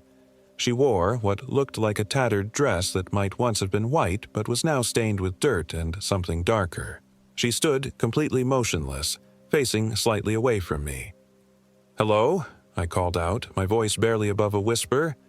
"I'm a bit lost. Can you help me?" The figure didn't respond, didn't move, didn't even seem to breathe. "Hello?" I tried again, louder this time. Slowly, impossibly slowly, the figure began to turn toward me. There was something wrong about the movement. Too fluid, as if her feet weren't touching the ground. As she turned, I caught glimpses of her profile and my blood ran cold. Her face was gaunt to the point of emaciation, the skin pulled so tight over her skull that it seemed ready to split. But what truly terrified me was her eyes, or rather, the absence of them. Where eyes should have been were just empty, black sockets. I ran, blind panic propelling me through the forest away from the bone woman, away from the macabre dream catcher. Branches whipped at my face, thorns tore at my clothes, but I didn't slow down. My backpack caught on something, nearly yanking me off my feet, but I slipped out of the straps and kept going, abandoning all my supplies without a second thought. I don't know how long I ran. Minutes or hours, it all blurred together in a haze of terror. Eventually, I collapsed at the base of a large oak tree, lungs burning, legs trembling. When I could finally breathe again, I realized I'd made a terrible mistake.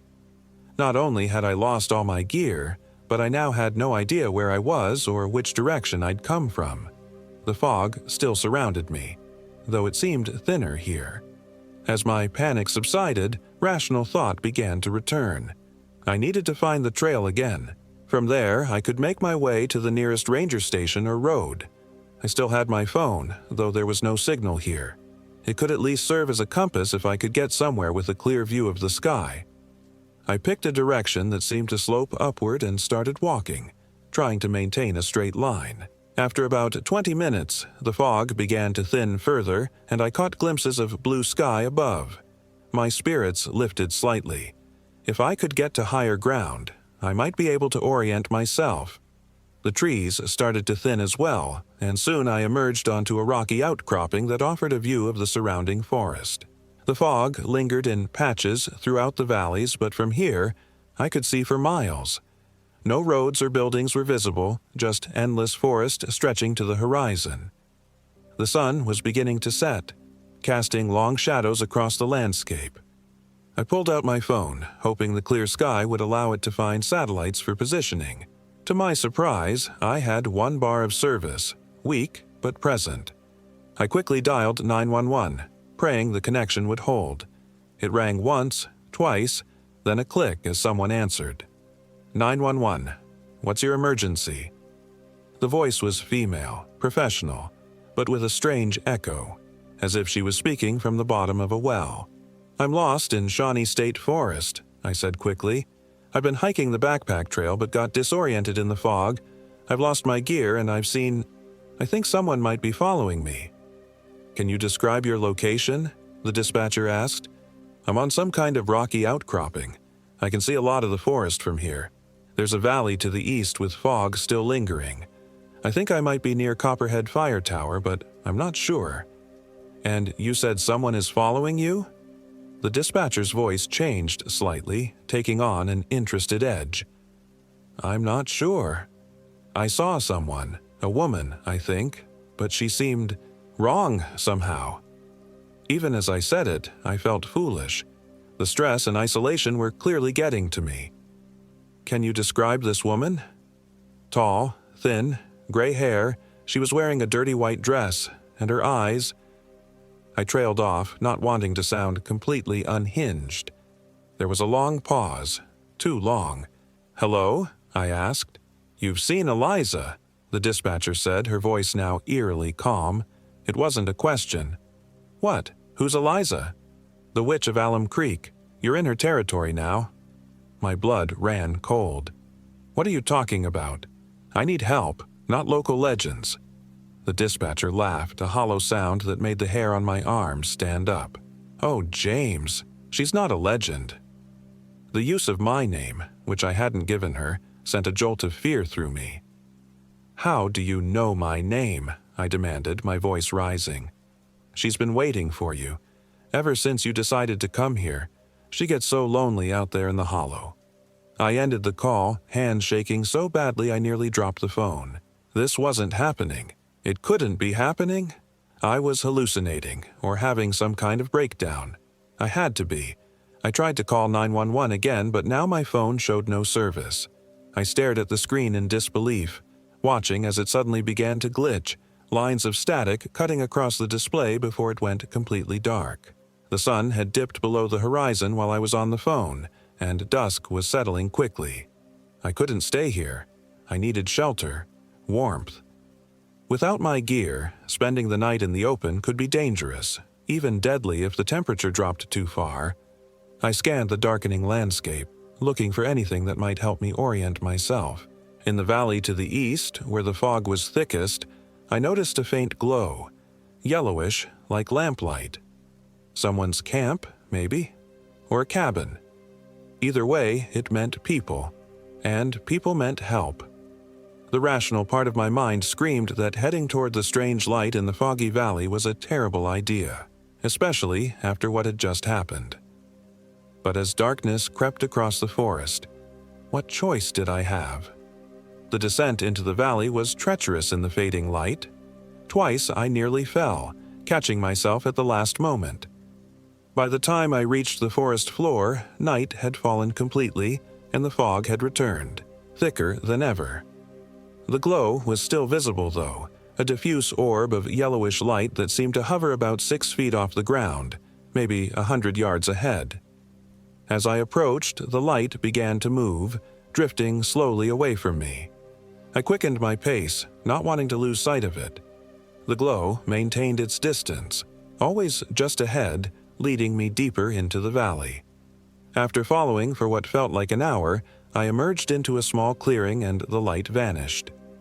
In its place stood a cabin, old but well-maintained, with light spilling from its windows. Smoke curled from the chimney, promising warmth within. I approached cautiously, still unsettled by everything that had happened. The cabin was built of rough-hewn logs with a steep roof and a small porch. A rocking chair sat empty on the porch, moving slightly in a breeze I couldn't feel. Before I could knock, the door swung open, revealing an elderly man with a weathered face and kind eyes. He wore flannel and jeans with a worn leather belt. Nothing about him seemed threatening, but after the day I'd had, I remained wary. "Thought I heard someone out here," the man said, his voice gravelly but warm. "You look lost, son." "I am," I admitted. "I was hiking the backpack trail, but the fog rolled in. And I got turned around. Lost all my gear, too." The man nodded, unsurprised. "Happens more often than you'd think in these parts, especially in Eliza's Hollow." The name sent a chill down my spine. Eliza? Old story around here. Eliza Carpenter. They hanged her for witchcraft back in 1882, right here in this valley. Some say she still wanders these woods. He smiled, showing tobacco-stained teeth. "But that's just talk to scare the kids. Come on in, you look half frozen." Despite my misgivings, the promise of warmth was too tempting to resist. I followed him inside. The cabin was sparsely furnished but comfortable. A fire roared in the stone fireplace, and the walls were lined with bookshelves and hunting trophies. The man, who introduced himself as Harold Mathers, sat me by the fire and brought me a steaming mug of coffee. "You're lucky I found you," Harold said, settling into an armchair across from me. "Not many folks make it out of Alum Creek once they wander in." "What do you mean?" I asked, warming my hands on the mug. Harold sighed, looking into the fire. "This part of the forest, it doesn't much care for visitors. The trails shift, compasses fail, even GPS goes haywire. That's why they closed this section of the backpack trail 3 years ago." I frowned. "Closed? No, that can't be right." I checked the park website before coming. This trail was open. Harold gave me a strange look. "Son, no one's been allowed to hike through Alum Creek since those college kids disappeared in 2022. 3 of them went in, none came out." My mind raced. This didn't make sense. I'd studied the maps, read recent trail reports. Nothing had mentioned any closures or disappearances. "I think there's been some confusion," I said carefully. "I got my permit from the ranger station just 3 days ago. They didn't say anything about this area being closed." Harold's expression darkened. Which ranger station would that be? "The one near the eastern trailhead. Ranger Thomas issued my permit." Harold was quiet for a long moment. "There hasn't been a Ranger Thomas at Shawnee for nearly 40 years. He leaned forward, eyes suddenly intense. What did this ranger look like? The question caught me off guard. Tall man. Gray hair, kind of thin. He had a scar on his cheek." Harold stood up abruptly, moving to a cabinet on the far wall. He pulled out an old photo album and flipped through it urgently. Finding what he was looking for, he brought the album to me, pointing at a black and white photograph. "This him?" The photo showed a group of park rangers from what looked like the 1970s, judging by their uniforms and hairstyles. In the center stood the man who had issued my permit. "That's him," I confirmed, a cold weight settling in my stomach. "That's Ranger Thomas." Harold's face went pale. This photo was taken in 1978. Ranger Thomas Harrison died later that year. Hanged himself from Copperhead Fire Tower after his wife and daughter disappeared in these very woods. I set down my coffee mug, my hands suddenly unsteady. "This isn't funny." "No, it isn't," Harold agreed grimly. "Nothing about Alum Creek is funny." He closed the album. "Whatever led you here, whatever you think brought you to these woods, it wasn't chance, and it wasn't your idea." "What are you saying?" "I'm saying the Hollow wanted you here. Eliza wanted you here." He stood up, moving to the window and peering out into the darkness. "And now that you're here, she won't let you leave easily." "This is insane," I muttered, rising to my feet. "Look, thank you for the coffee and the warmth, but I should go. If you could just point me toward the nearest road." "Sit down, James," Harold said quietly. I froze. I hadn't told him my name. "How do you know my name?" I demanded, backing toward the door. Harold turned to face me, and in the firelight his features seemed to shift subtly, becoming more angular, less human. "Because she told me. She tells me about everyone who comes into her woods." I lunged for the door, but it slammed shut before I could reach it.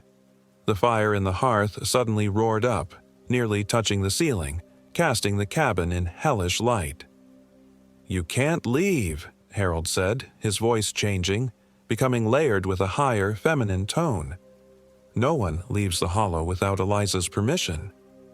I backed away, looking frantically for another exit. The windows were an option, but beyond them, I could see only impenetrable darkness. "What do you want from me?" I asked, trying to keep my voice steady. Harold, or whatever was using Harold's form, smiled. It was too wide, stretching his face unnaturally. "Company.